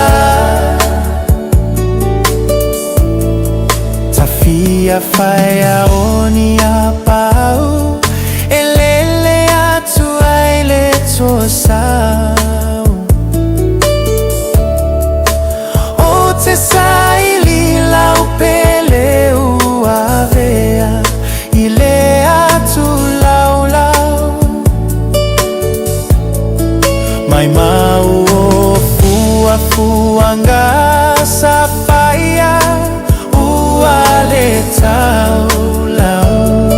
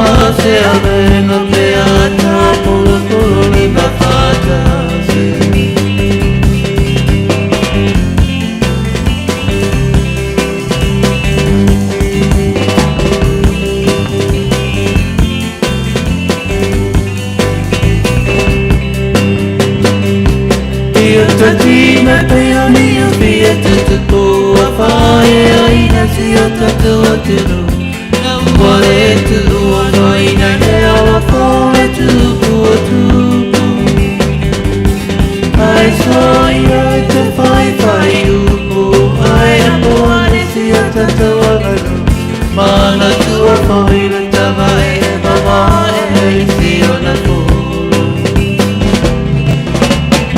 Ele so fua ole sami Sei lo mai anima no si ole matani O te nautele ea sei tu i ole petine ai Mama se avenga pea ta polo polo ni mafata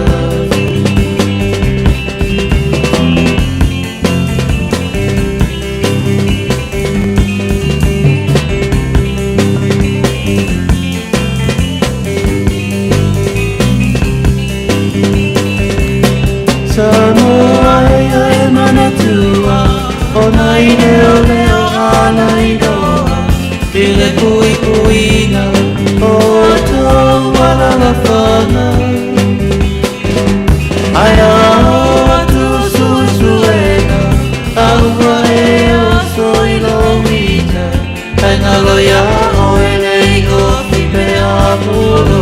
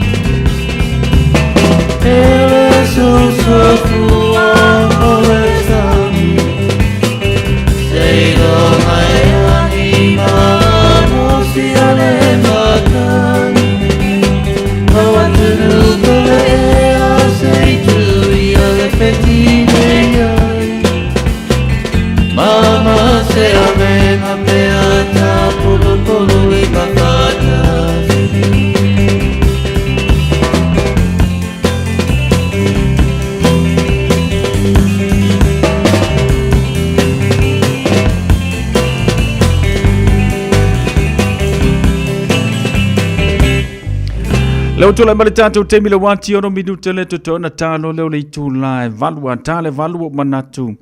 Ia o la whapenana whanga solo to inisio tātou musika su fifiloi. Se ia awhale tu lai valua na whaatase mai leo lana au auna. Ia pasta tā vita le vuka mo le tātou porklame pio na masani ai. Ia fiafi o solulu te itasi o le teimi o le filifilinga. Ia le nominga na la se male tātou porklame na pia awhale tu lai valu. O le nei fui vanga le fiafi sina whamalosi mo tātou, mo mia la vai tātou le upo le atua. Ai whaafonga mo whaalonglongo I mene tutupu mai. Ia ua fui lea o mo mia ilo e tātou le upo le atua I kilo keimi.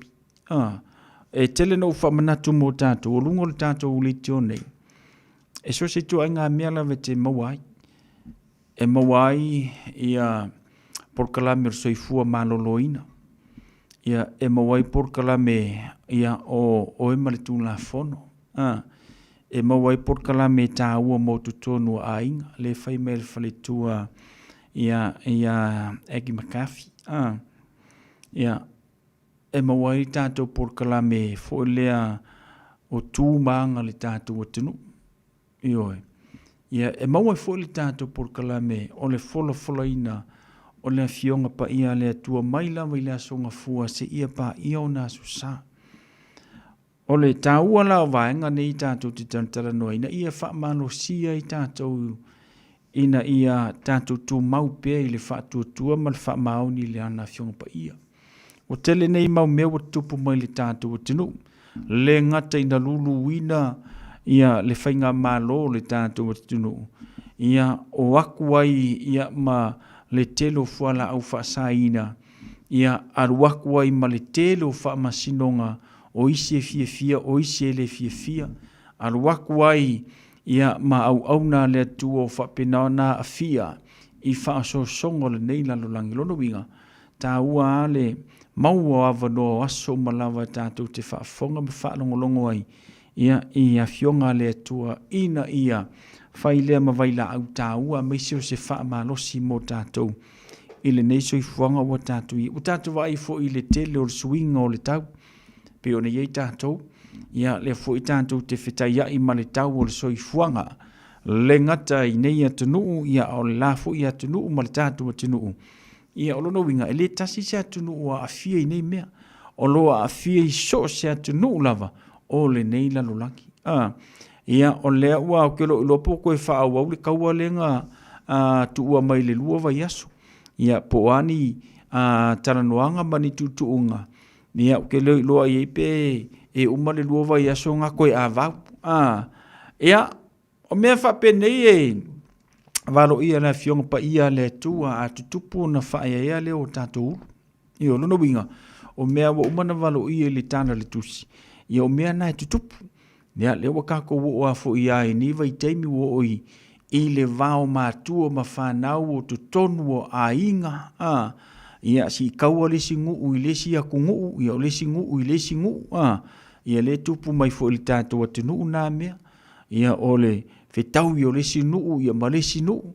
Ia o mai kako le lalolangi si kaua lesi a kungu I lesi a kungu.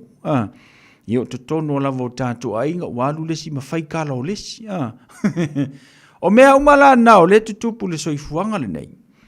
Ia ma ua avea I o se vaenga fo I lea te ala mai le tae ao e langona I lo whanonoa. E te alu e te ngalue ele o alu lo ma fau la nga luenga la fai ala e alu I fa fita uli o me I tutupu I le loto I fale o lo ainga o le loto I fale o lo e kalesia ma so se vaenga la va vaenga na e tele ina e alu I te ngalue o lo I isi na fa le tonu la titi me fo nga ala I ona le ia nga luenga e fai o nga o lo tino lai o I la nga luenga a o lo ma fau le ke ma fau mai I le fale Ia I soifuanga nei ma meo lo tutupu I le olanga nei pe o na tātou iei pa wā leo le tala. Ia aua nei ave se ai lo sa o lo tonga a maise. Ia aua nei ave se ai fo I lo tali tonu le afionga pa ia le atua. Wa lava le kelo kuskusinga I lunga upenga ka whailangi. Kuskusinga ngai koea ngai wa alonga kukoea le a e kako kifa kuai I le ko fema mea le anga o le ngila lo langi. Ai tō anga e whai tauli tu spaia. Ia, e fia ilo loto e fia ilo mawhauwhau. Ma waisina wha mano simo o ele nei aso po le aso a tai au. O alawa tei me mawaina I mawhauwhau nga wha le nganga mo tātou. Tau le mateo le afso swani tele le nā mo tātou. I le soifua wha le nganga. O le mele o e kako o pakia pakaka I o maile lalo langi ngei. O wha le kongo koe mo kako mawhauwhau. Ya le mea I avi vesi mea na langi a o le tu mau ia ngā wako si la fia le ngā tana ua kārabat Na ulu pewa lele Ua malaga atu ilu ese E peo se vai ona A atu sa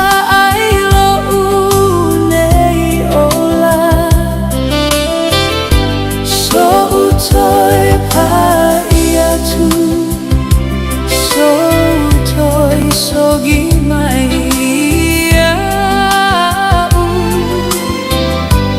Lefe tu tai ala Susulu ane lo malama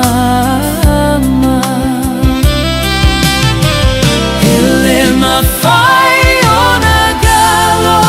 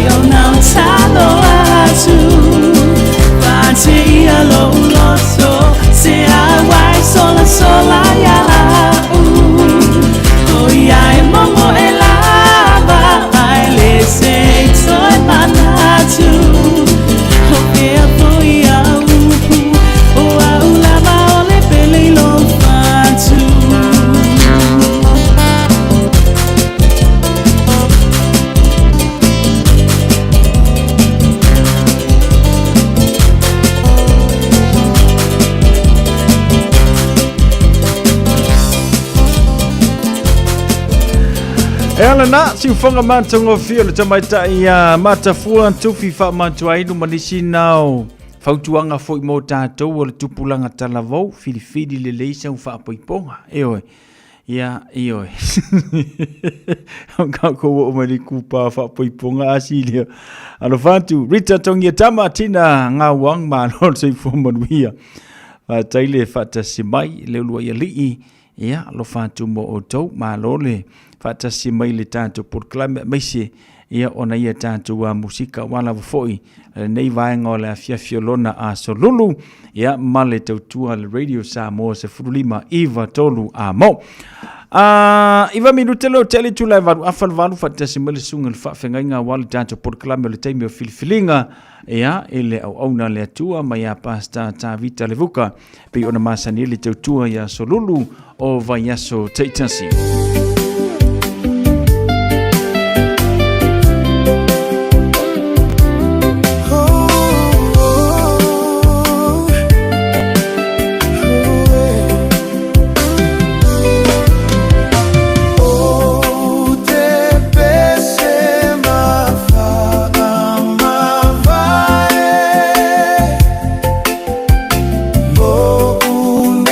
Leo,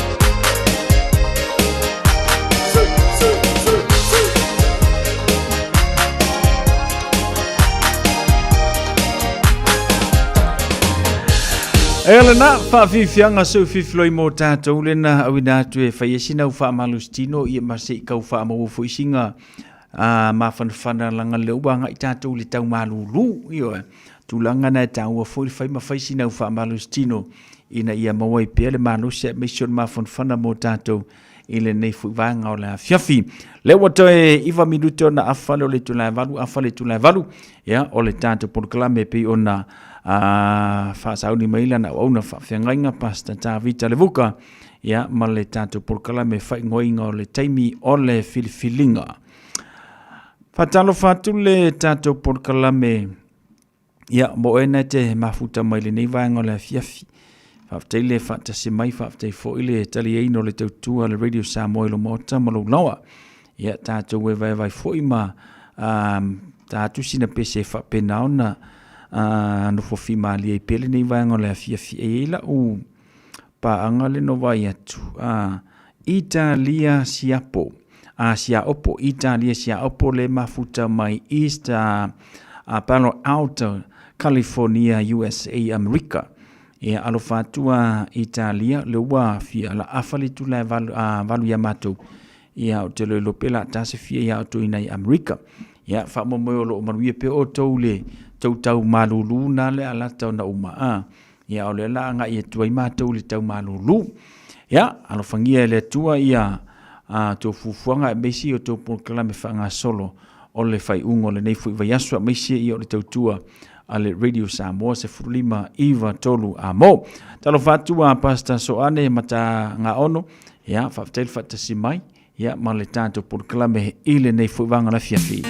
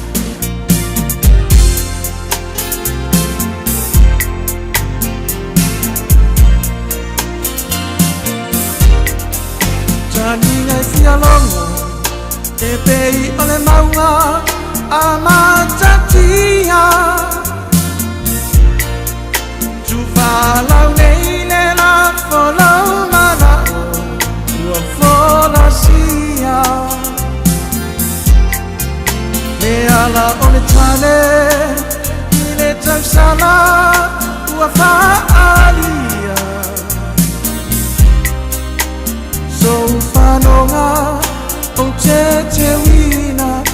le fia fia wa ele tifo ile nonu e so tamali ma fale uporu la ole fisa la ole solo wala etasi le manga yono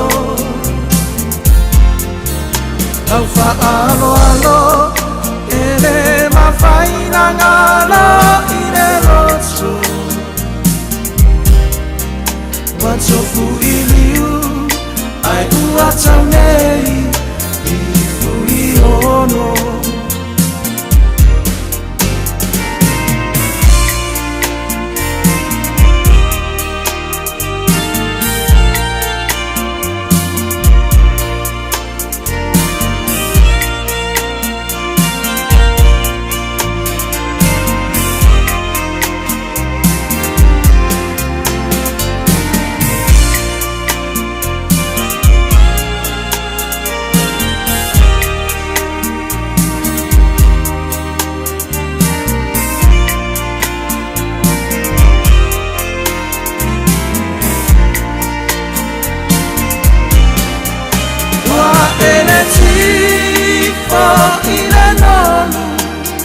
So tamali ma fale uporu la ole fisa la ole tolo wala etasi le manga yono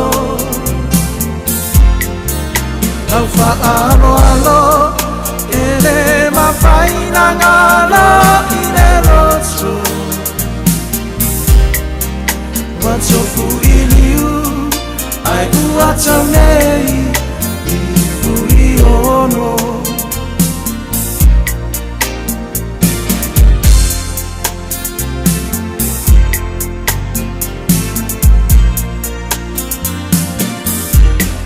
Si fonga matungo fia le nala fetesa Pacific Love manisi na fatunga mo tātou le nei foi vanga le fiafi ina ua luas fulmaliva minute ua te alitu la valu ia manatu ia la tātou tā pena ma tātou whaasauni atu e whalongolongo le upu whawina le tua ta wala mailana au auna pasta tā vita le vuka ia ma le tātou porkalame pei ona masani ai le nei foi vanga ole a fiafi o le melea ia usimai e whaafonga sa whapapongo le tātou porkalame o le taimi o le filfilinga.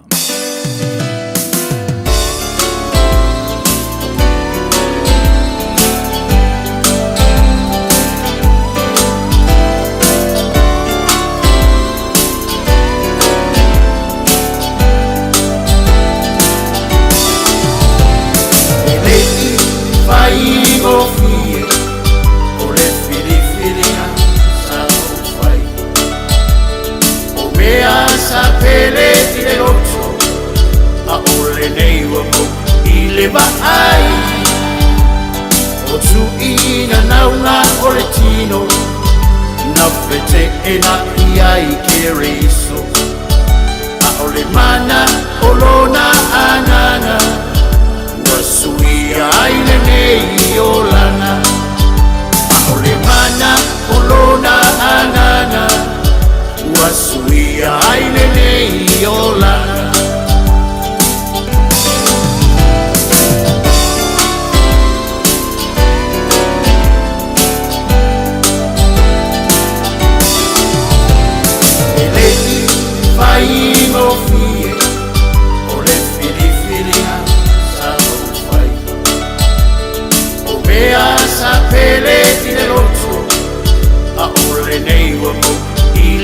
Ai o tu ina nauna oretino na fete ena iai kereso a ole mana olona anana wasui ai nei olana a ole mana olona anana wasui ai nei olana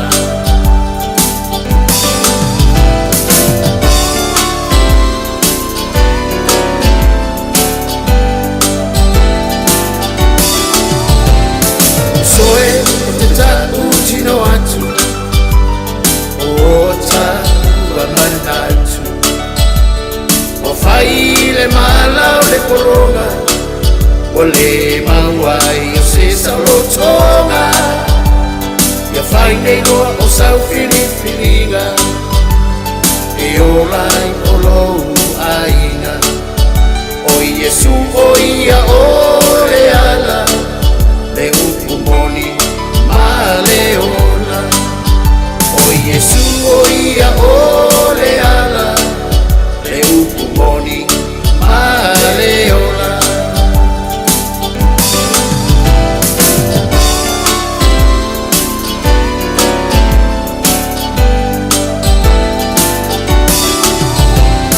o ia la mana feta lai o se fa atua mai e ui lava ina oti o lona alofa e fa amaoni o lana upu o le pelu o le afi e makama ai e o lona marosi e fa atoki lalo ai se oi e o lona marosi e fa atoki lalo ai se oi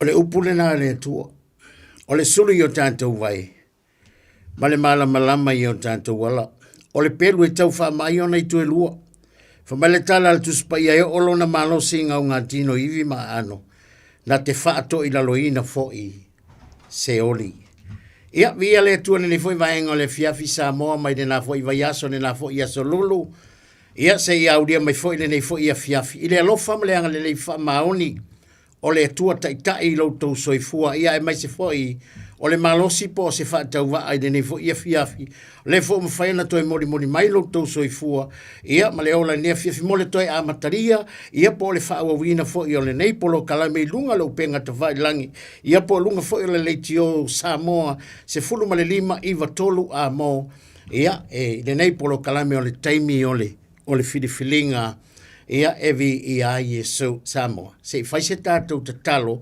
ia o na whaanga solo leo tātou por kalame le nei po, ina ia tele ma ia maualunga pea, o se vi inga o le atua i nei fiafi. Le atua, e le mawhai lava o na whai titia. O lovi inga i le mea nei. O e lava o le atua o atua. O e lava o le atua o le papa i le manu e lue. Mātou te vi ia oele atua le nei fiafi, mātou whaaftai atu ia te oelo mātou tua, wale fo mo atu le, mana malama o le nei aso, ia ua o mai fo le pouri ule o le pongisa, sa whea ngai le atunu i whi au mga luenga i tofi ma tiute, ai mai se le ali o fuafuanga uma le tangata lava lātou le nei aso, ia le ali ie mātou te whaafetai atu le atua, ia le wei ule nei aso ina ua po, maua pelo mātou malosi, Mau pelo mātou ola tulu i mai ate oi ai mai se o lau wha malo longa i ala i o wha lava ke riso manu malo wa manu iaisi o mātou wa tunu o le ngata fu le i o le tapo inga ale atunu o le nei aso nei mātua mātua le ali i fi au mga luenga i whai wano whili mana whea ngai ma le atunu o le nei aso i e fo i atu lava i ate o e le atua o lou lava vi inga e le au noa whaftai lau pui whaftai i lau leo leonga lo mātou tua i le atunu mātou te le ulo le nei aso ma le nei fo i a fiafi o i fo i o maua ni wha lave whaale nā tura ai mai se fo i le lia nisi wa e a mia le soifua ma le ola e ala i le mariu ma le oti o motu si ai mafutanga mafana i ale lia o le tatalo i anga le lei atu le lia mafana fana atu le mana o loua nganga pa i ale lia i eo whapena o na whaano noa le lia ne nei fiafi ia o na o mafutanga o motu si o na o le mariu ma le oti le atua lau tatalo i le nei fiafi anga le lei maia oe i le amatano le nei polo kalame le nei fo i a fiafi talo le rie anga le mai lau fionga ia lau faunga e ngau sia i le amo le polonga le ngata fo le alu matu tu lau talo ia ia lau faunga mana le rie faunga tapo i mai le atunu i ona tulanga falupe i so se vaengo le lalonangi o mai mo mai ai lo matu tu le porkalame ne nei fiafi ia mana o le fi au fola fai lau upu ma fa manianga ia fai lau upu maola le atu o lau talo i anga le lei o le rie i le amtaino le porkalame le nei fiafi fo iatu iati oilo vi inga Yesu ona olo suafa ia ua mātou ole ma wala au tuaina na ia fiafi. Amene. Ma amene. Ia. vi ia Samoa, vi ia le tua Samoa ni nei fo i vaenga o le afiafi. Ia o le fo o mawhai o na e sila mai, ma o tātou mai mo fo i ma o tātou wheloa i fo i runga lo penga te whai langi i le nei fo i afiafi.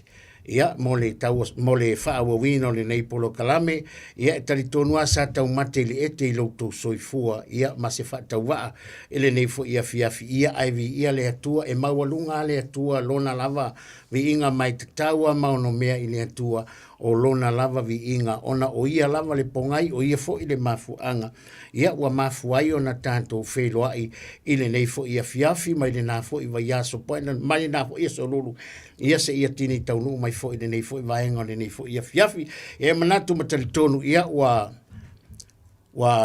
furi faole wa o mala, ia a o le ua tātou wheloa i manu, i le nei afiafi i le vi inga o le atua, e fia lai whatalofa ma, toi o whalofa at fo i le nei fo i vaenga o le afiafi, te fia whatalofa i au nā le atua, mautou whalitua, ia iso se whatawhai taulanga o whapena o na wha, o na nopia i aima wha no manuai, ia ona o le fina ngalo le atua, e ala i le walawina, e ala fo i le walawina i le ngaluenga le atua, ia o te fia whatalofa ma, o whalofatu ne fiafi o tau songa mautou whalitua, ia malofo le soifomria, malofo le tau atai, malo le fa malo no si nga lue nga le tua vi ia yeso fa talo fa tu ne fiafi pa nga masani al polo kalame ele ne fo ia fiafi lunga lo penga te fai langi ia malo fa ftai malo foi fa malo si fa kai lau komengi fa foi lau komengi ma fa manianga yo mato loto ia fa malia ma fa talo fa mo fo fa tu malo se fo mlia vi ia yeso nai mato le lato foi avanga tau ia fia foi fa talo fa mo fo fa tu ele ne fiafi ma se pa ia lasi isi o tata ua tunu i tupu mai o le atunu i le au whaiuta ma le au whaitofa ia mai maunga te tele se ia pa ia maunga iti ia o te fifia whatalofa ma o whalofa atu nei fui maenga o le afiafi ia vi ia Yesu ma lo le soifua manuia ma lo le folau ia ma lo fo i le tauatai ia vi ia Yesu nei fiafi ia o le atatou la aloa pa tatou sava livali i le nei fiafi ia mo se upu fo i mai le afionga pa ia le atua i nei fiafi. E tō mataua i fo i lau savaringa i le nei fo i tausang sole o le ua tātou la sia le maasina lona whaa. Aso sulua le asalente nei aso sulua su tolu su fasu lima. Ia vi, ia Yesu, praise the Lord, tātou whaaftaia fo i le atua le nei fo i maasina o le tausanga. Ia le fo ua tātou savaria ona o lona lofa ma lona whamaoni ma lona ngalelei. Ia e vi ia Yesu. Le amos tātou tusi whaitau le nei fiafi i le tusi ale Ioane. O le Ioane e vangalia o lona mata upo e se fulu ma le ono. E se fulu ma le ono. Ia e mau se tātou, a matama tātou whaitau o ki whaitau ma te upo e lua se fulu. Raisalo, lua se fulu anga i le lua se fulu ma le tolu. E ana si i leo le whaitau i le whaiupe tolu se fulu ma le tolu. Ia na, whaiupe tolu su ma tolu i le whai unga le tusi lea o le Ioane Evangelia o lona mata upe se fulu ma le ono whaiupe lua se fulu. Whapela lona whaitau ina. E moni. O te whaiatu ia te utau. E tangi au tau matau whaitangi au e. Ai ori le lalolangi. E ti ngā au tau. Ai li ua lau tau ti ngā ma ori. A whanau se whawhine, wa tinga ai o ia. A wā o iona aso, a umona whanau mai o lana tama, wa le toi manatu e ia lona tinga, o na ole ori ina ua whanau mai le tangata i le lalolangi. O le nei foi. Wa maua nei o tau le tinga, ai tātou te toi wheiloa i mau, o na ori ai lea o tau loto. E lea vese ina foi se tasi, lau tau ori. O lea aso, tau te le toi whesiri mai ai a te au i se mea tasi e moni, o te whai atu i a te au tau, o mea umatou te ole atu ai i le tama i lo ingoa e fōa i mai e ia i a te au tau. Ma le whai upatolu su ma le tolu. Wa o whai atu nei mea i a te au tau, e na i au tau maua le manuia i a te au. E maua fo i au tau e le pua ngā le lalolangi, i le lalolangi, ai au tau loto te tele o au manu malo i le lalolangi. Praise the Lord. Wau fai atu nei mea ia te tau. Ina iau tau maua le manuia ia tea. E maua fo iau tau le popo ngai le lalolangi. Ai au tau loto te tele. O manu malo i le lalolangi. E sa wafa mangianga. Yes, ai sa wa ya male monga. Hallelujah. Praise the Lord. For me wo fai atu. O mea ngi o ke fai kwai. Fa aftai i le upu le tua. O le fa malosi ma le unga inga o tātou le neipo. E ke manguia le upu o ke manguia le upu. Fa mai Yesu o fai atu le me ia te outou. Ina ia outou maua. Ia ku ia la isala elu ma Yerusalema ma le kero mangu ko ko kuspa ia e fariu ma ia ka ko. Awa le kele au kemika ai fa apea ka ko kero ka fa apea. Se o le upu mo isala elu. O le upu mo isala elu o le upu o le kuspa ia mo isala elu. Ai fa afea tātou. E fa veanga kako ola, kako kele ma fainga kako ola fa sama sama ngoa. E au ngoa ma le upo le atua. Le tala no mai le upo le atua. Le kala ngoa ia kako. Pe a kango le liu mai kuspa ia ia oe, ma le liu mai kuspa ia ia. Ma le liu mai upu le tala no mai. Aleluia le upo le atua. Le tala no mai ia te oe. O le fo ia kala ngoa mai ia te au. Fa mai le tala tu spa ia upo. Fa upo le tolu se fun mal tolu. Wo fa yatu nei mea ia te au tau. Ina ia au tau maua. Le manuia ia tea. E maua fo i o tau le popo ngai le lalolangi. Ale maanga i o le whamano si mai. A ia o tau loto tele. Ia e loto tele, ia o loko kele, ma ia kako loko ke kele, ma kako whamalo losi. I le atua, ma le malosi o lona mana yaso e taunga lemu ai, ma aso e le taunga lemu ai. Praise the Lord.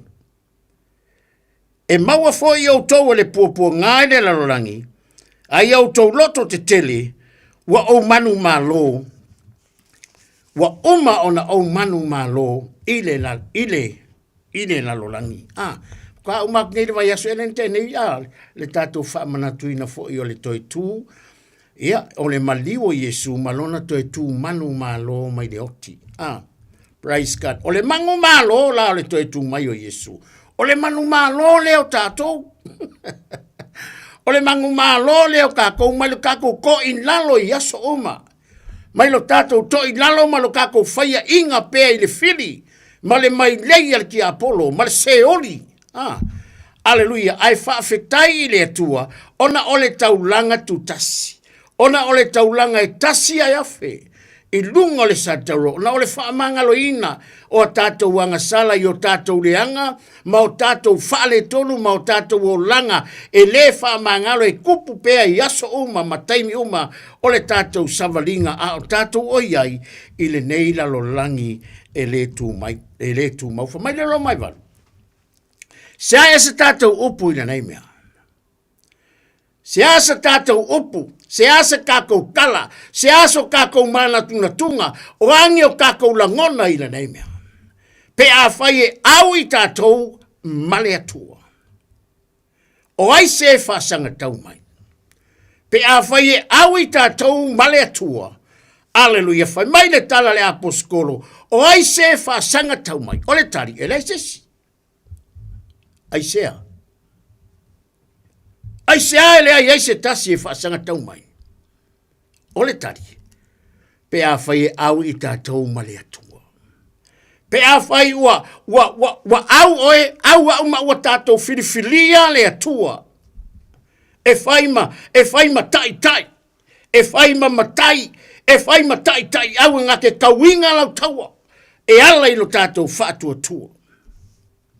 Pe a whai wa tātou, hallelujah, aisea, pe a whai wa tātou whiriwhiria, wa tātou maua, wa tātou auma lea tua, ua ia te i tātou foi lea tua, ina ua avea lea, ina ua tātou avea lea tua, ma o tātou whaatua tuanga. Pe a whaila, e au i tātou malea tua, o aise tasi e whaasanga tau mai. O ai se whaasanga tau mai ma ke mai. Pe a whai e au i tātou male atua. A kako kala ngoi le atua o ia o le atua o atua. Whamai o le atua na te wha tangata ina o e au sange, na te au maia o e puapua ngā tia i le mea o loo iai le manuia. Ai whai mai le tala le atua le tusi a le salamo. A o e fau vale, e la tau te no nofo i le nuu nau mati. A o le atua, na te wha tangata ina, o e au sange. O le tua, na te au maia o e pua ngā tia i le mea o iai le manuia.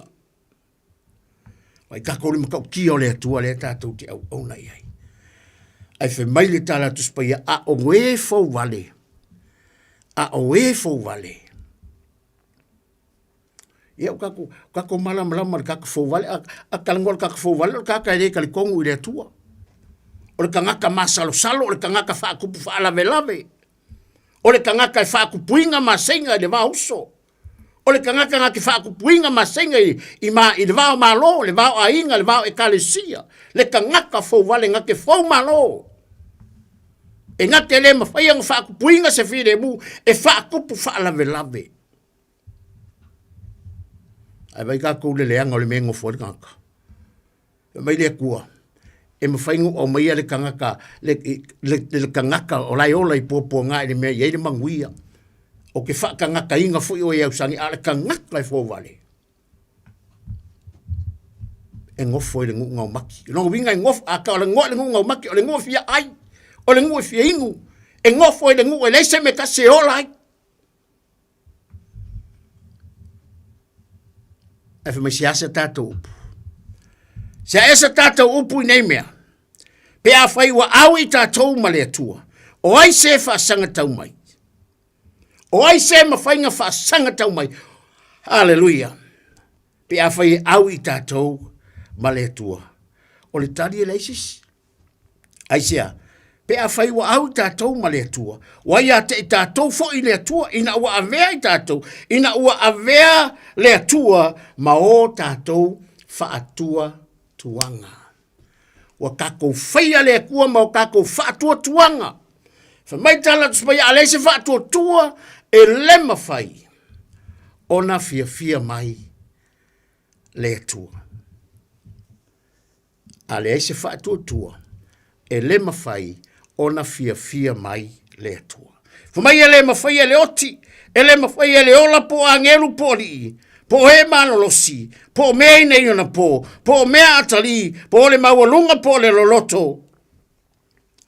A whai au tātou ma le atua. E leise me tasi ma whai ona whaatetea e se ina mai i tātou. Ai le a ao o le alofa tu noa o le atua. Le atua lea.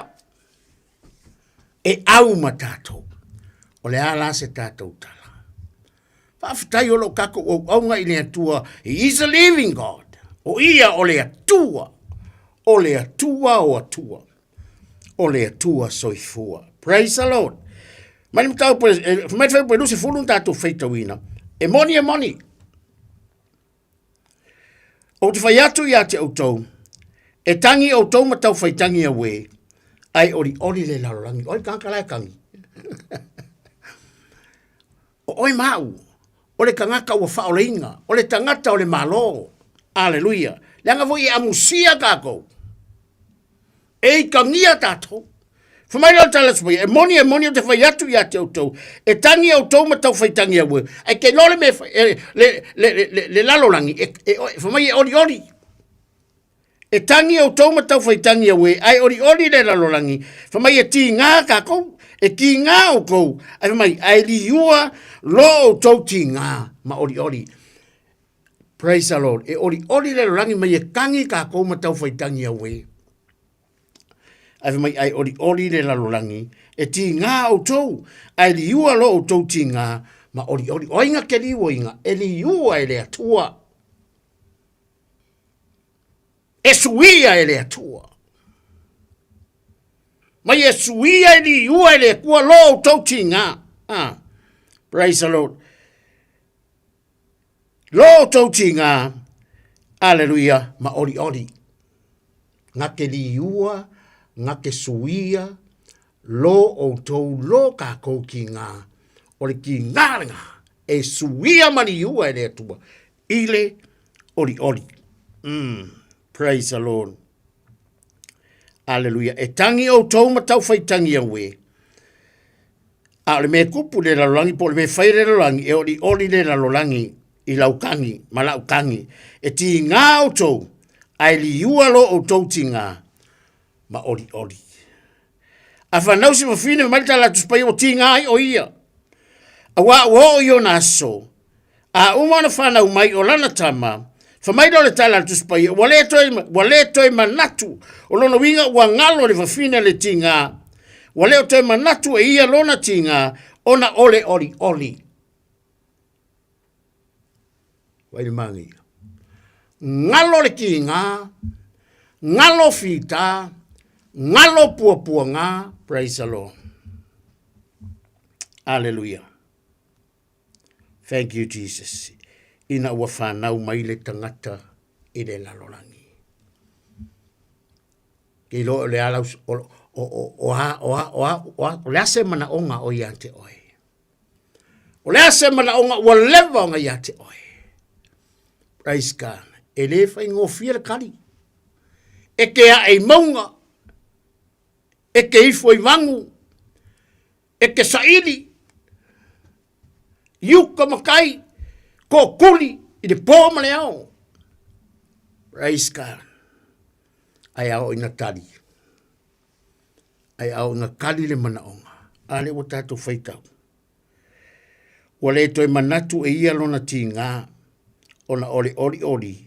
Ina ua whanau mai le tangata i le lalolangi. I lo e au inga kali le atua i sou mana onga. Au inga kali whaari ali mai le atua i se mana onga ua lewa onga e nofo ma oe. Ele aise me kasi e whainga tai le atua. O a maunga o awha whir ta uli. A whai e au i tātou ma le atua. O le tala le tuspaia. Ele aise isi e whaasanga tau mai i ate oe. Ala kala le kua whai a Mose. Mose, whai a Israel. Te o mai. E kau le kua ma. E kau le kua ma kākou. Pau ala kākou me whai ala kākou wa ai. Whamai o ai ku piko ngai ke wa ai e ku i ai. E ke le koe wa ai i ai.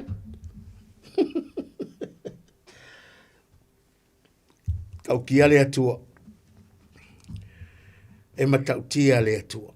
Whai mai o ai ku piko ngai ke wa ai e ku i ai. Mose, whai ia isala elu. E ke le koe wa ai i ai. Ai sea. O le o lava i lau kaua. O le a tau e le atua. Kala kuspa ia. Le kaua ho ia. Ai ova makiti ona. Praise the Lord. Mai o le taua lea. O le kaua e le ngau kikionga. O lai kau e le akua. O le kaua le akua ma. Makiti ona. O le mangai o le whaatanga o le atua. Sau le akua e kaulau kaua. Ma lo kango e whaamua mua le atua. Ale kako, le amakango le kako kusima, le amakango le kako porkani. Sa esa tātou upu i neimea. Sa esa kako kala i neimea. Pe a whai wa au i tātou ma le atua. O ai se ka ngaka, o ai se tasi e whaasanga tau mai. O ai se si. O ai se koe whaisanga tala. Pe a o inga ku mai le atua. Pe a ngai tango e whaamua mua le atua i mea umai ke whaia. Malo kako kari kongu mau kako, ma kako kari kongu i le atua. Langa kala kusipaya ala se whaatua. E le ma whaina fia mai o ia. Aisea, langa i te tau le tangata e luatu i le atua. Ona tali tonu i lea. Ona tali tonu o loo soifua le atua. E ta tau le tangata e luatu i le atua. Ona tali tonu o lai soifua le atua. O ia foi na te tau ia. O ia foi na te tau ia. O le e matua sa iri atu i a te ia. Praise God. Hallelujah. Ma te whaipa tōsu tōlo tu silen tātou whaitawina. Wa o whai atu ia te utou nei mea, wa o whai atu nei mea ia te utou. Ina i utou maua le manuia. O le manuia lea. O le manuia mai ia te au. O Iesu le tautala. O le opu le tautala. Le wa koe wha mangaku mai e le atua. E te manguia i le upu. O te manguia i le upu.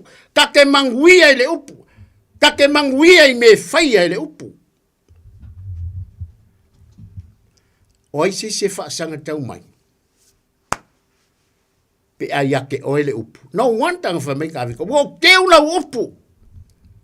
Ua o teu lau upu i lau loko. Ina ne ia uanga salai. Ua o teu lau upu i lau loko. Inga ia o mangu malo ai. Inga ia awanga ia wola whaia inga i le tele o taimi. O le ka ua lea.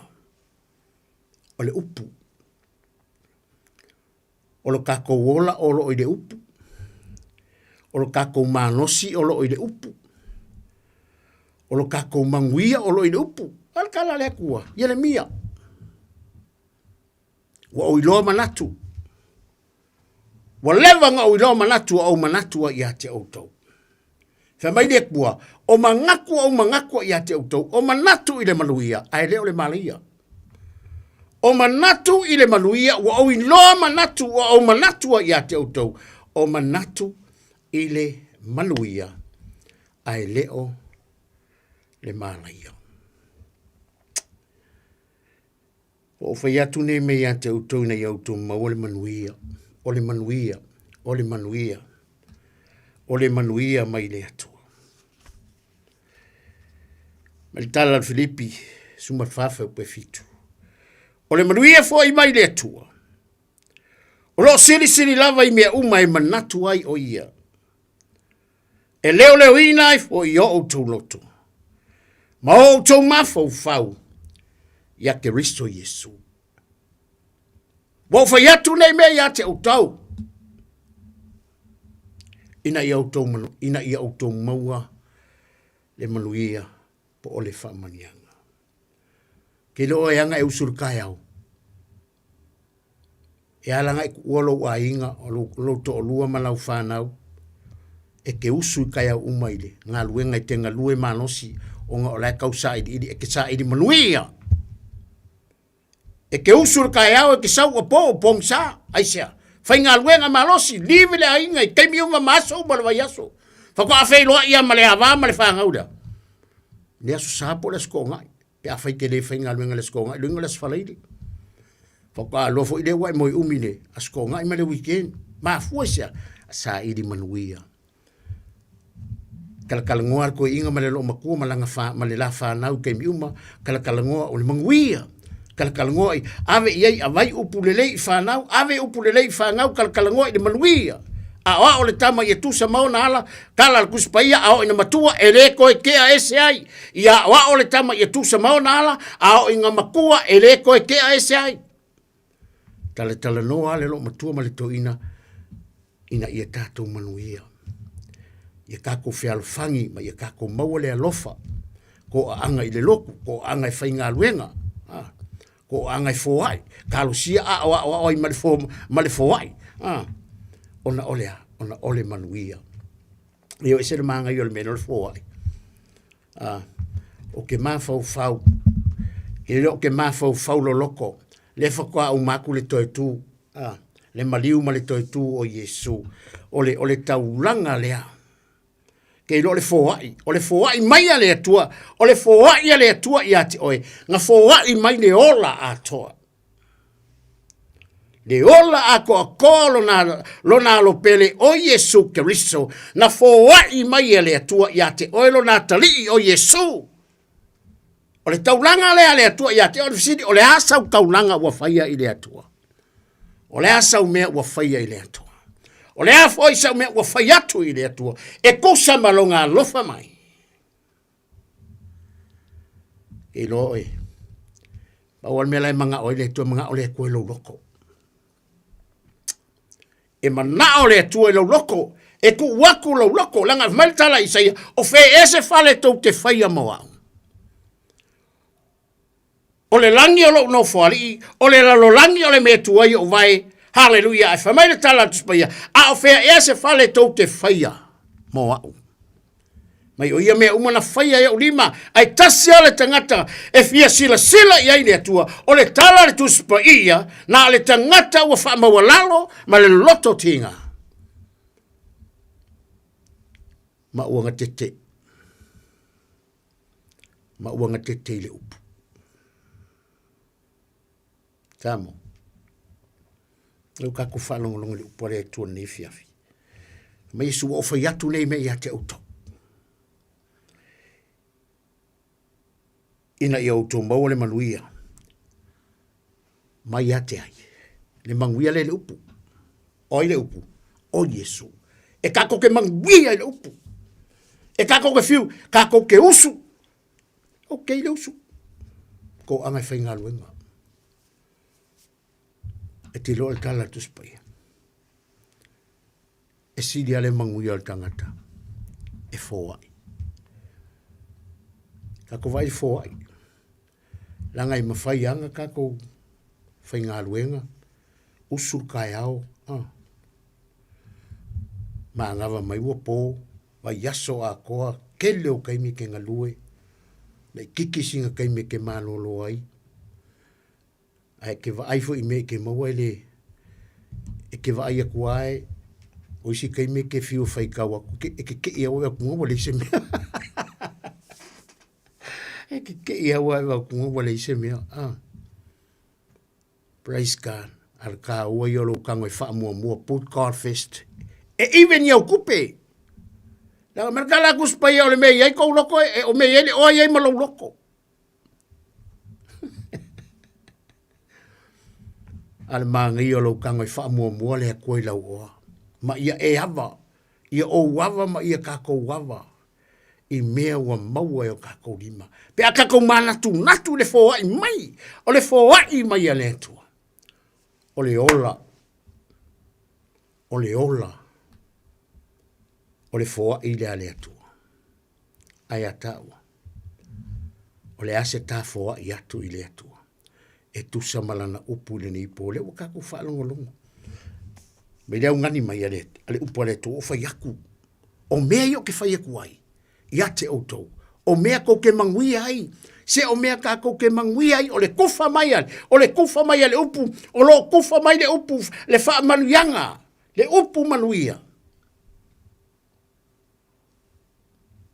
o le upu manuia o lo tato fa longo ai ele le fiafi mal tu se le ro mai valu le bo sumal valu a lo manatu ele te tauna fa tu seina le ti ngai nei ona po male manuia atali o fa ria mai ia tato o le manatu le aposkolo le manguia mai o lo manatu ele te tauna fa tu seina ele ka kauna fa tu seina aleluia le ti ngai nei ona po male manuia atali o faalia mai ia i tato. Wa kako whaakusakusa. Praise God. Wa kako ngongofo ma kako whaakusakusa. Le manguia, i pua ngā, mai awa o lo manatu ele te tau. Ele te tau na whaatu saina, le ti ngai nei ona po, male manuia atali, ua whaaria mai, ia i tātou. Male manuia atali, ua whaaria mai. Loinga wa umang kako loa, wa umang kako whaalongo iai, wa whaali mai e ia le manguia. Whapewhea lang kako whaakusakusa manguia ia, aleluia, i pua ngā. Pwhen kako whaakusakusa ia pua ngā masangia male manuia atali, ua whaaria mai, ia i tātou. E le kakau.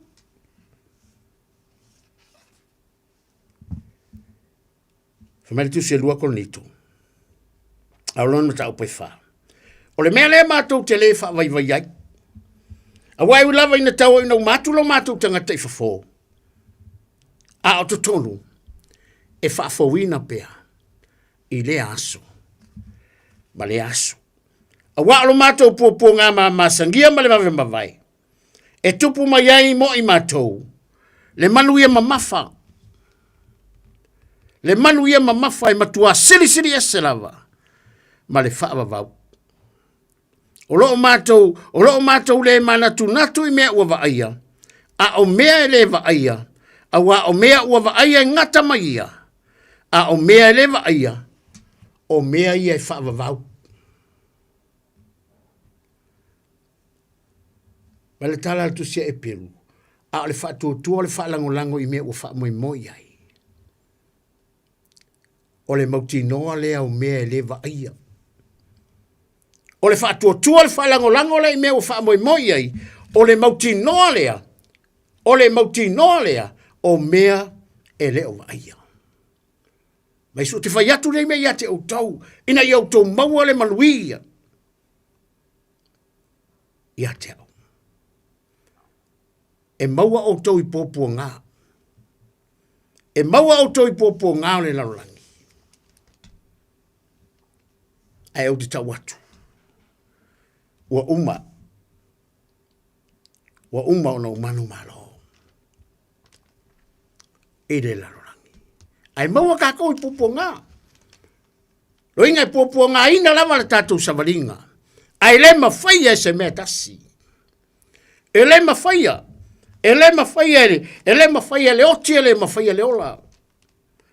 E le mawhaia e angelu.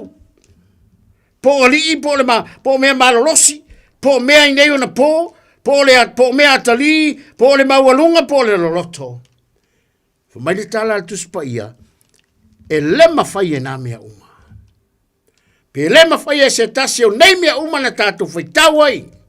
Maua tātou whaalongolongo ai, ona whaatete e se ina mai I tātou ai le alofa tū noa o le ali. Wai kākou le loloko le alofa o le atua. Tātou le alofa makau kia o le atua. Ama le kala le kusia a Efeso e tolu whai pa sumat fiku. Le kala la poskolo polo ngai a Efeso. Ia nofo mau ke riso. Ia nofo mau ke riso I o tau loto. I le whaatua. Ma ia maua auto. Ma ia whaavaina I le alofa. Le alofa ngau ke riso. Le alofa ngau ke riso na manu malo ai. Na toe tū manu malo mai ai o ia nai le sataro. Mai le tūnga mau. Mo oi mau. E ui lava, ina tawa una, lo mātu tangata I whafu. Ao to tonu. Whamarikala le aposkolo paulo, e whafo winga pea, I le aso, ma le aso. E whafo winga pea le malosi, e tawa le tawa. E whafo winga pea le mafo fau. E whafo winga pea le loko, ma wha loto, tele pea le loto. E taua le taua. Ma whaatua tua. Ma whaatua tua I le atua. O le atua o ia ona le ola. O ia ona le malosi.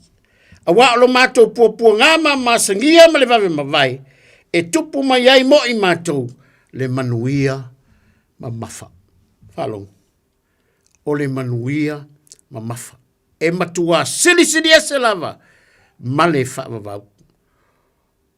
O lo o mātou le mānatu natu I mea ua waaia.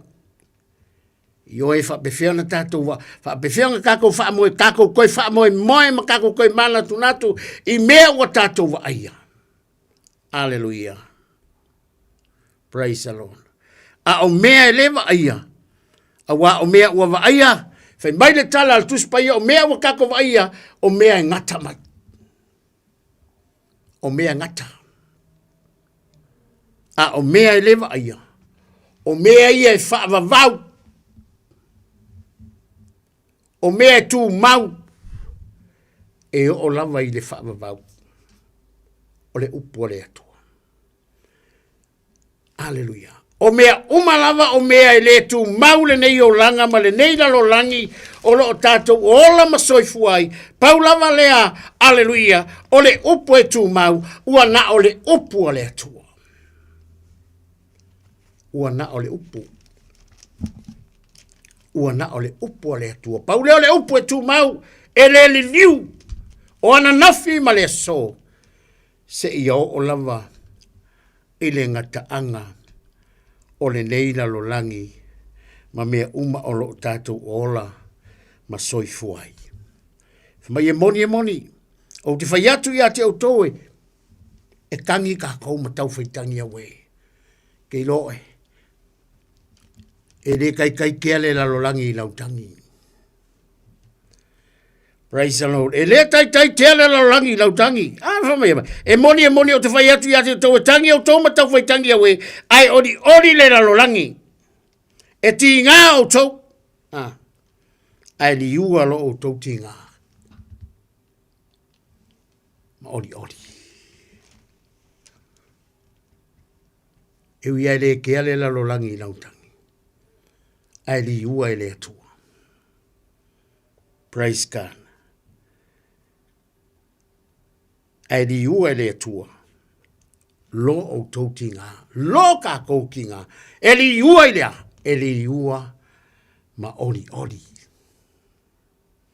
Ai ka kou le whaakusanga o aleluia o tangata o sai matinga. Mai a whanau si whawhine matala tu spai o tinga o ia. Ka kou iloa le leini meo whawhine le whawhine e tō se i tulau. Hallelujah, kei roa e ama mai tinga le kaimea ki ngā le kaimea o le a whanau se i tulau. E ama mai le kele o le kaimea na tau ave mai le iwa tau sanga na tau ave le tangata le tina. Kei lo le kaimi piko sininga whaingata. O le kaimi piko sininga ki ngā inga. O le tina.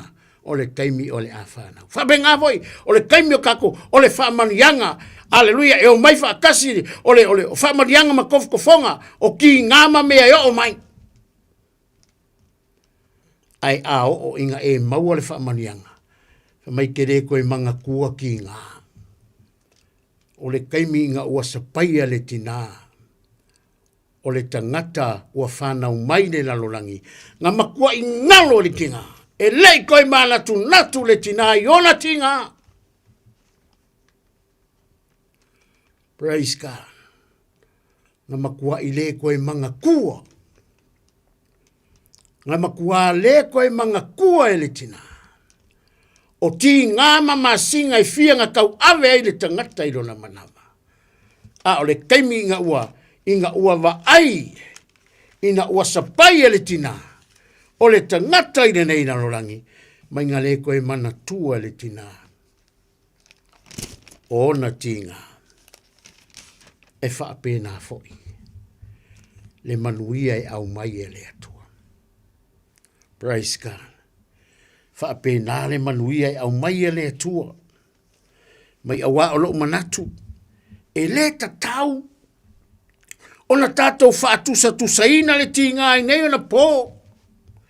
Mane manuia atali ua whaalia mai ai tātou.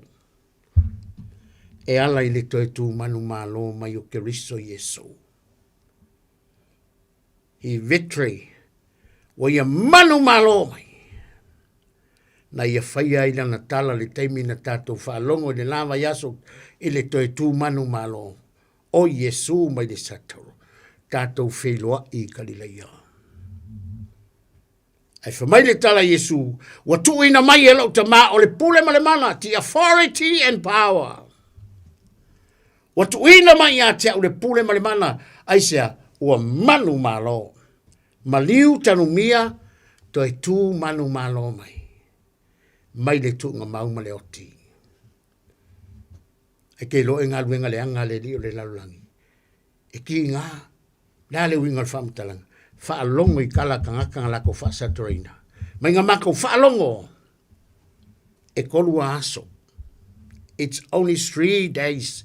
E kolua aso nga mako faalongo i tangata lea. E maliuai. E koe kuma i aile aso kolu. Wai kako li kinga. Langa i kinga ali mea moni. E ti ngala mea moni. Ai o ngā paua leo le awala. E ku sa o loko ai tātou o le upu moni. E tu sa o loto tātou i le upu moni. O le nei sea esa tātou upu i nei mea.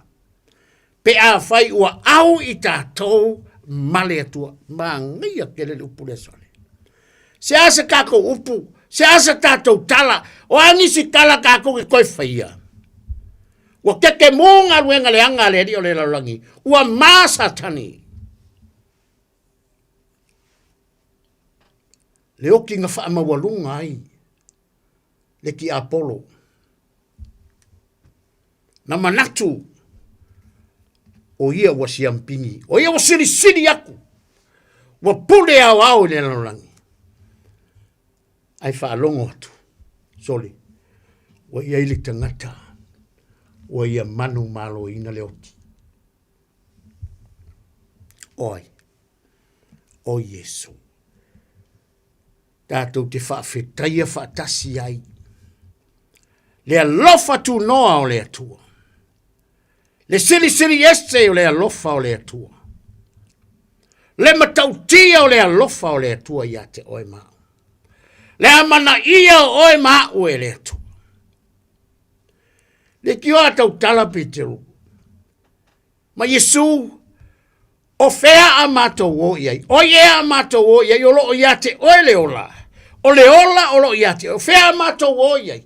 O fea a matou o matou ke whalo lo ai. O fea a matou o matou ke fia a ai. O fea a matou o matou te polonga i matou ke ngofo polonga ai. O lo ia te oe le ola. Where are we going? You have life. O le maanga i o le tala. Se mako ke le fia o.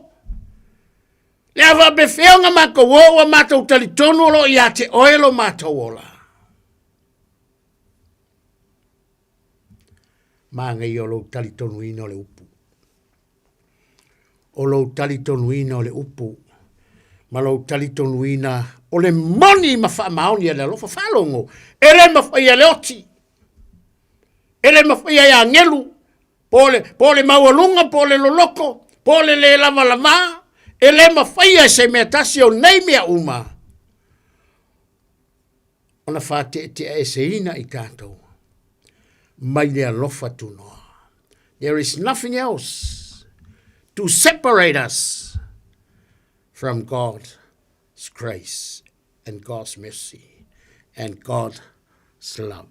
Le ai se metasi, ele ma fai e se metasi. Ona fa te e se ina i tātou.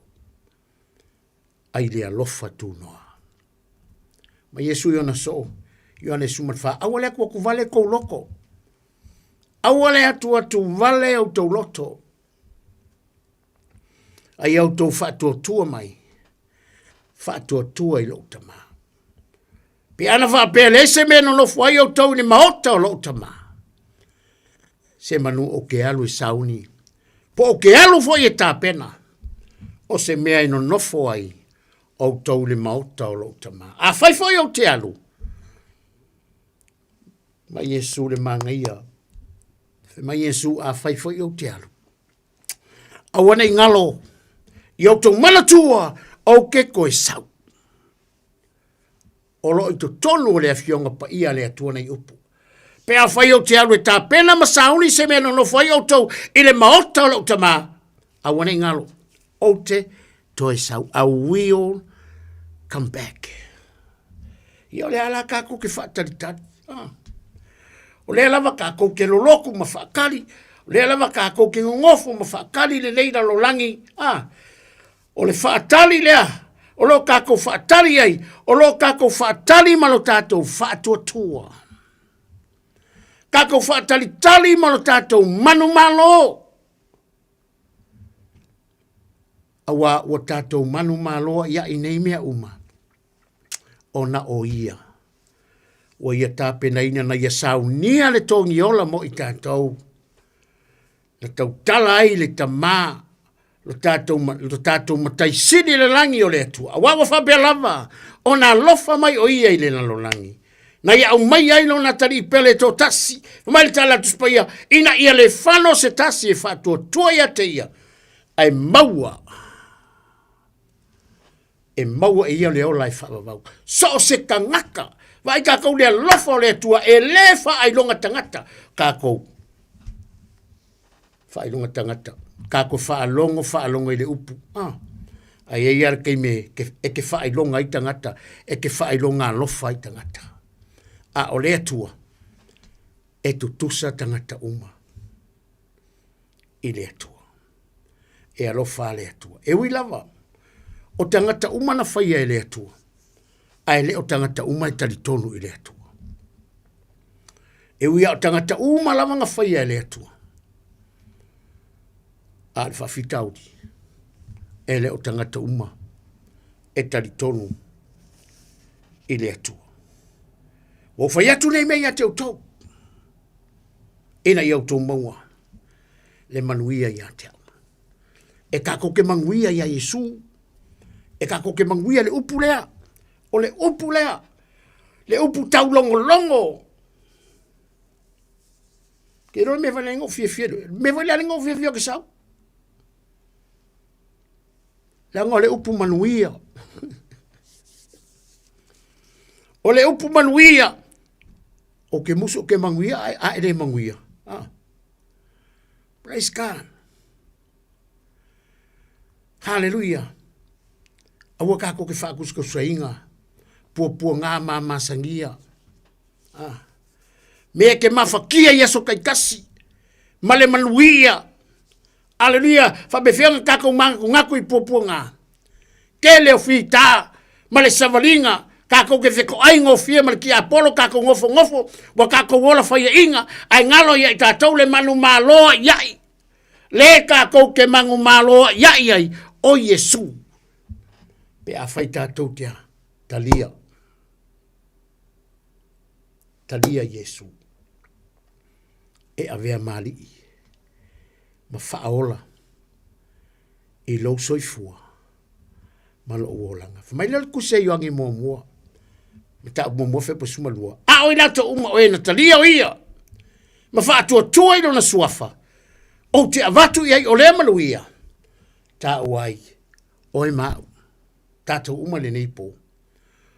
O tātou o whanau a le atua. Praise God. Mai e leo le toto na whanau ai. Ele o le tino, ele o le manaonga o le tangata, a o le fina ngalo o le atua. God's will na whanau i tātou. Kako se le manga i o le upo le atua. Awa o ilo manatu o manatu ai. O manatu le manuia. Ai le o le maria. O ilo manatu o manatu ai, o manatu le, i le manuia. Ai le o le maria. O le manuia fo i mai le atua. O lo siri lava i mea umai manatu iai o ia. Le manuia lea mai le atua, mai o le manuia foi. Mai le atua. O lo wha siri lava ia. O lo wha siri ia i mea uma e manatu. Mai le wha mangianga. Le manuia lea mai le atua. Filipi e wha alona le mata upe e wha Filipi a alona whai upe fitu. O le manuia fo i mai le atua. O lo siri lava i mea umai manatu i ai o ia. E leo ina ai o tau loto. E leo ai lo loko, e leo ai lo loto i aso uma. Aso taitasi uma. O aso e pua ngā tia, o aso e le anga i kako loko. O aso e wha maululunga i kako loko. A le tā ua leo. Tala le tuspaia, tau te whalu futolu, ia siri a unga leo ina. Ia siri lava o nga leo inga lo loto. Nai dole leo inga o mea uma. Tala le kuspaia, soli. E siri a le nga ke a e ano. Siri le nga ke pūlea nga loko. Nai lo le na te a e a ina ole, olo. E siri a, e siri. E a ele olo tangaka mai Yesu. E siri ala o kamalema ke ngofo i. Kaka o lange pūlea nga loko. Ai kako le mawalunga le olo kako kele lopo la ko nga mawalunga le olo le kalango ma ku spaia. Le posi ole olo e me nga kai olo. Aya mai ea kaka mai Yesu e sidi ale tangata na te pūlea o lona loko. Manga ianga Samoa. Kaumwhaia i loa pūlea lo loko. Praise God. Ea wangi pule. Wangi pule kele lo loko e. Aya e loa. Ye sidi o nga leo inga. O le loko oi ma le loko a.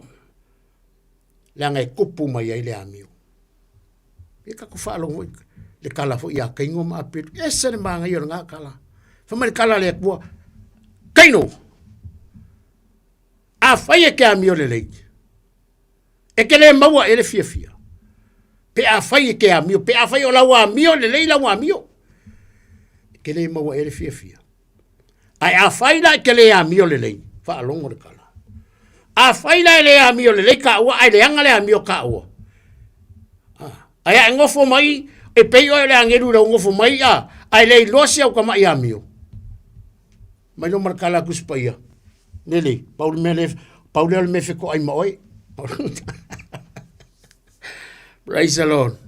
Pe a fa le anga le amio ka o le amio le ka o. Ke ngofo mai ke kauna malama. Ke ngofo mai ke kau fase. Ale ka o ngale o le olo le upu. Ia nofo mau ke riso. Io kako loko i le whaatua tua. Ina ia maua ma ia whaavaina i le alofa. Aleluia. O ngā mawhailea. O control. E le upu le kua pe a whai o leu. Leu ai whaakanga inga le upu le kua e ngofo. E ngofo mau i lau loko. Paua ngā le me tu mau. Ke aru ngi whaakau lau ka wale fōu e au ka ua makanga mangifi le ka. Wai po le angor ko i ngā fōu. Le ar ko i ngā mea fōu ke. Po le fo lo fale po le fo le o lo ka vale lo fawiri e ia ar kai me makafi ele va ai nga paua le upole paula le upo tu mau mai le amatanga se ia o lava ile aso e fio mai Yesu e lesu ia le upole. The words never change, still today and tomorrow and forever. Ele ngaka inga ku mau a longa matango fiema longa sua malie o le upole. Ale u kako whaalongo e nepo. O te whaiatu, o whaiatu ne mea ia te autou, ina ia autou mawale manuia. Kalakalangoa asko inga masilo makua, kalakalangoa fo e te whaiau nanga e kare si i mawale manuia. Kalakalangoa le ngu, ia manuia le ngu. Kalakalangoa le matai no na au ainga, ia manuia le autou tuama, ia manuia whanau. Pe ngā fo le kalakalangoa le upu le neipo mo tātou. O whaiaku nge me ia te autou ni kako mawale manuia. Whamairea, e ui anga maua kako le poponga. Ai kako loko ke kele, wale manga ia. Ia kele lau loko kele le rima le malosi o longa manga, iaso e taunga le muai, maaso e le kaunga le muai, pe le funga le vine, le funga mai le mati, le aingi fua le olive, le aise me kasi, e o le pusai se kaunga suaku, wa sau vavo le usa, le aima se me kasi. Ia tu mau pelo ori le ari. Awangi ave se se me kasi. Ai o kako mafo foni manga i o kala kuspaia. E le mawhai ngei me umala ngei nisi ke le kako whaalongo longo iai. O nga ave se mawha ke e se inga. E le mawhai e se me kasi. O nga wha ke e se inga mai oi mau mai tatou umale leipo. E ala i le alofa tu noa. Se asa kako upu ngei me uma. Pe a whai ua au tatou male atua. Pe a whai ua e whaaka ngale a kua sau e kaulau kaua. Pe a whai ua e kari kongu ma. Ole ase mana onga o ilo loko. Ke lola tala ia te oi. Kari kongu ma lau whaatua tua. Awange isuia lau whaatua tua. Whaakua kua i lea kua mai whai lea tua. Lea tua o oe lava o le tali o lau mana onga. E le kalia se si lau mga onga. E kalia e oe lau mana onga. Ngai vai lea oe le mawhai. E le mawhai nga le kali lea kua. Lai kilo lea tua i lau loto. E tilo a lea tua. I lau loto. Wo whaiatu nei mea. Ina iau kou maua. Ma ka kou maua o le manguia. E wilawa ina tau no mātu tangata i whawha atu tonu whamaili tāla atu spaia. Hallelujah. Praise God. A atu tonu. E whawhawina pea. I le aso. Ma le aso. A wa alo mātou pua ngā mama sangia ma le mawai. e tupu mai ai mātou, le manuia mamafa, pua ngā e kupu mai ai le manuia mamafa, vai, e matua siri e se lava, ma le whaavavau, o loo mātou le mānatu, natu I mea ua vaia, a o mea e leva aia, a wā o mea ua vaia, fe mai le tala tuspaia, e ngata mai ia, a o mea e leva aia, o mea ia e forever, e whaavavau, tātou te whaatalitali atu iai, ma le whaatua ma le loto tele, ma le mālosi o lona mana. Praise God, tātou te maua lava o ia whaamaniango. Kako whaalongo e ke manguia o ke manguia, o le tā manuia lea, o lo I te tonu, o le awhionga pa ia lea tua, pe a whai tātou te taria ina, ma lo tākou loko wa tumu le whaamawalalo, o na whai mai lea o lea tua, e tasi ale tangata o te fia e sila iai, na o le tangata ua whaamawalalo ma le loto tinga ma ua ngatete I la opu Samoa o le tātou poro kalamena I le nei po whaafetai tele, whaafufonga ma whaalongolongo mai I le tātou poro kalame I le nei po Samoa o le awhai o le tātou poro kalame I le nei fiafi I se tātou tatalo. Praise the Lord. Le atua fo I lava iate o e lovi inga. O malava na mātou whaia se ngā luenga. Lea tua o te whaiatu lava i ate oe. O au lava ia o le au auna e le au ngātu. Mau lava lo whaatau wa. E fo I lava i ate oe. O lovi inga ana le sea noa oe. Whaafetai lea tua whaafetai tele a nganga pa ia. Ia vi ia lava o lau suafa I le nei po. Lea tua whaafetai lau upu mātou. Whaalongo longo watasi masi o mātou. Watu no I le nei po. Lea tua whaafetai wa e whamanatu mai. O lo mātou manuia e mātou te manuia I lau upu. Whaamulia si o mātou watu no. Meso tō whanga nei po o lo whangia.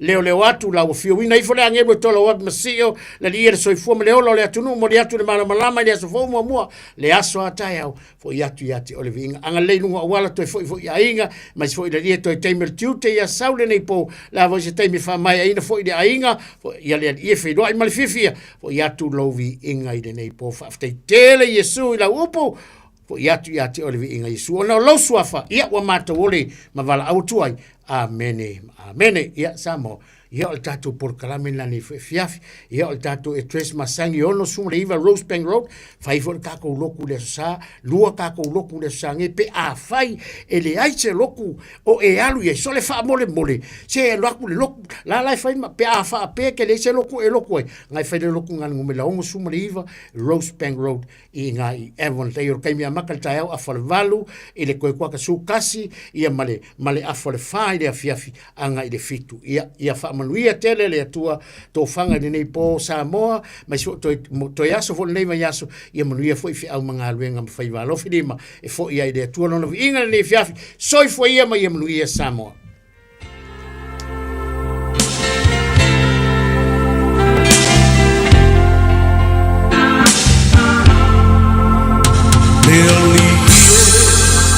Ia tachala lau whaalo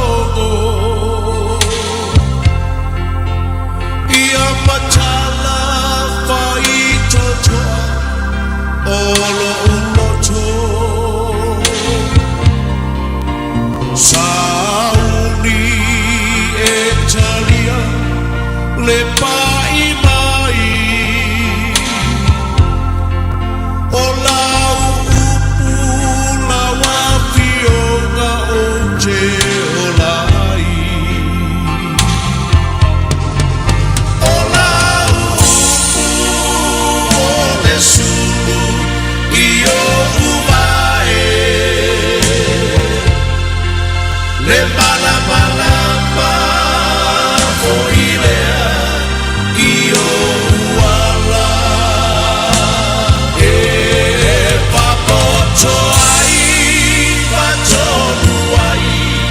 Le soy puanga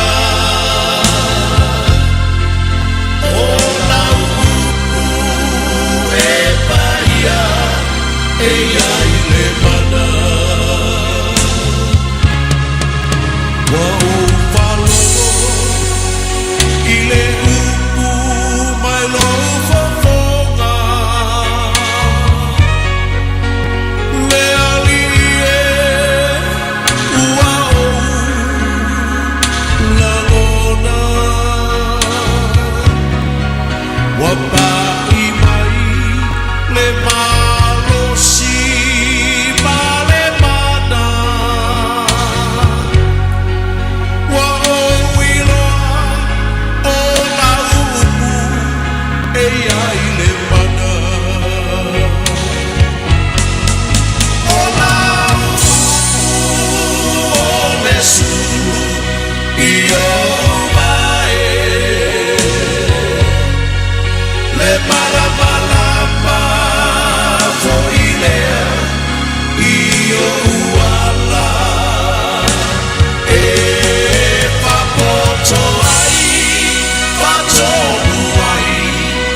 soipuanga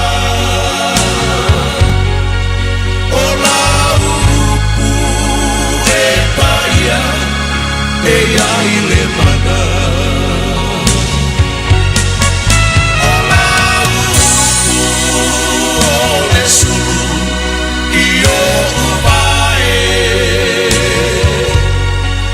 le mana mana ma foilea io uala e papoto ai patodu ai le soipuanga o la upu e taia e ai le mana o la upu e taia e ai le mana o la upu e taia e ai le mana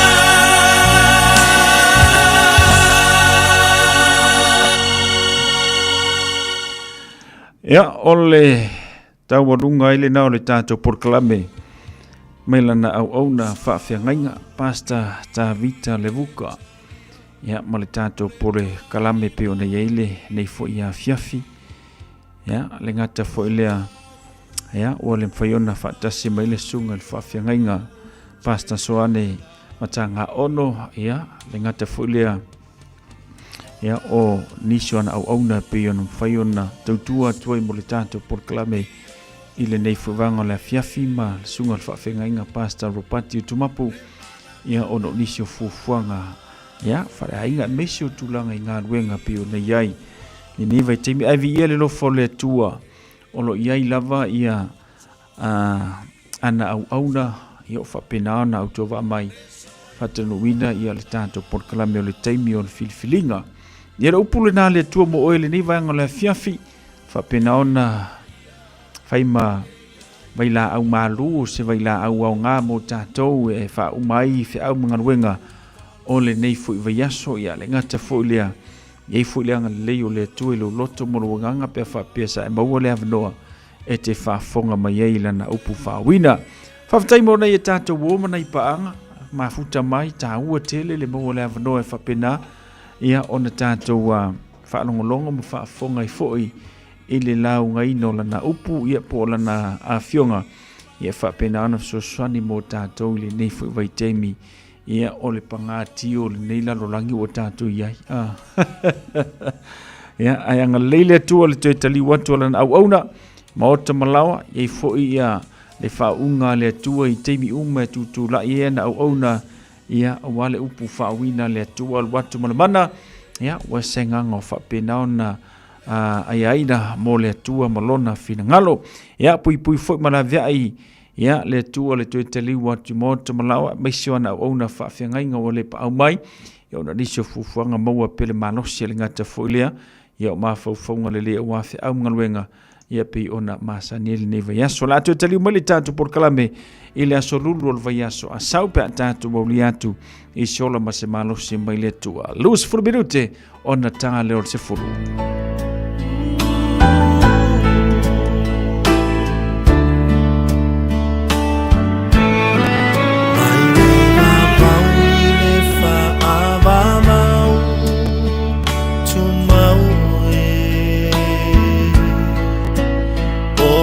Papa ele malue lue lo ono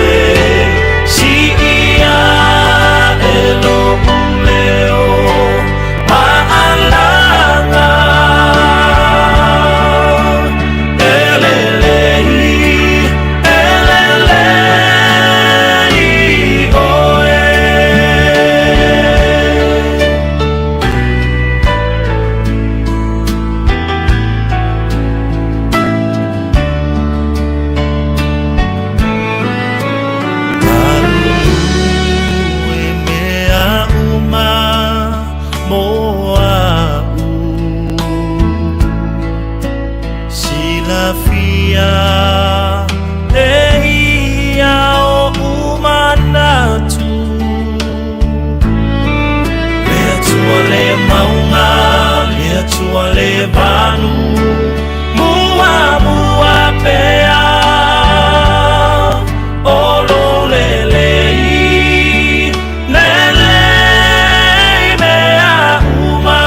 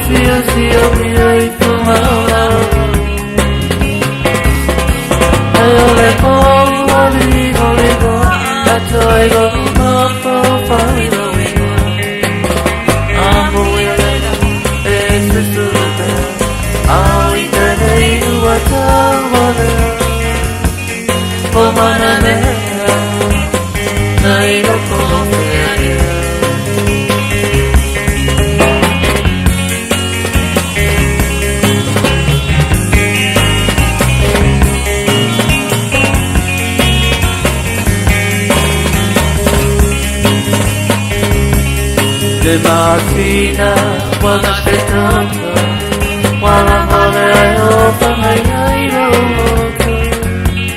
the jealousy of what the fear so long. To my mouth, see you be right to my love. Oh, I call only more, I'm trying my profile.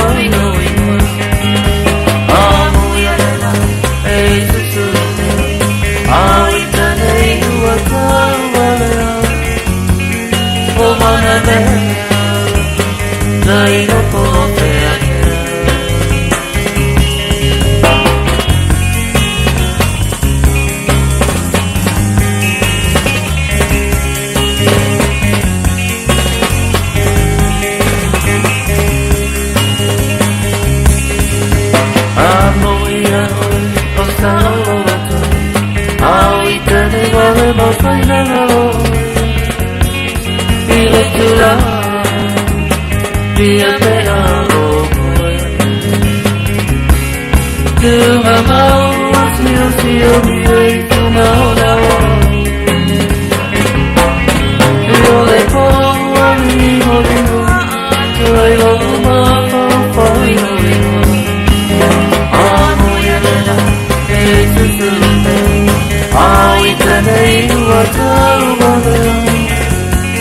Fomanane Nairo Pomea Tugabau Sio Via Tugabau Eko Mari Molino Toyo Mato Paino Amuyarena Etutulume Aitene Yuatawale Fomanane Nairo Pomea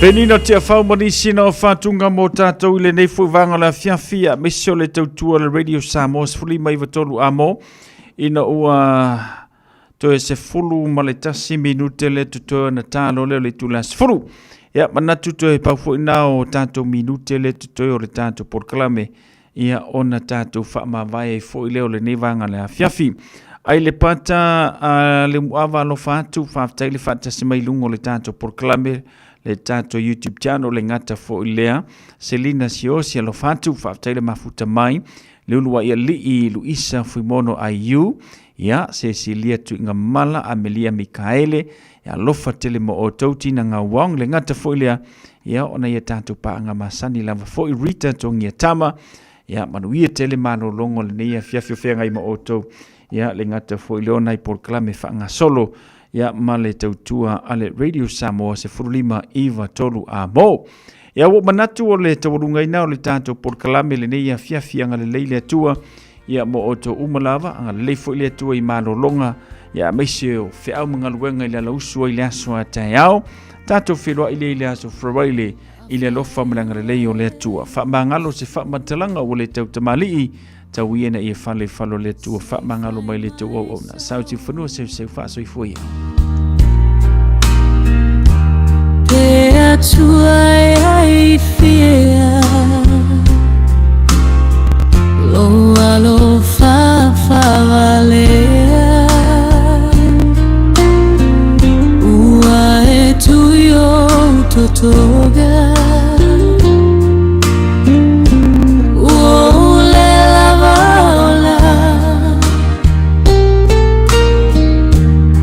Sililo mativa ile tamao ainga Selilio ivanu sasalama imoau saoleta Tafia saoloto Le samiloloto Seiva ganamai So saolotoga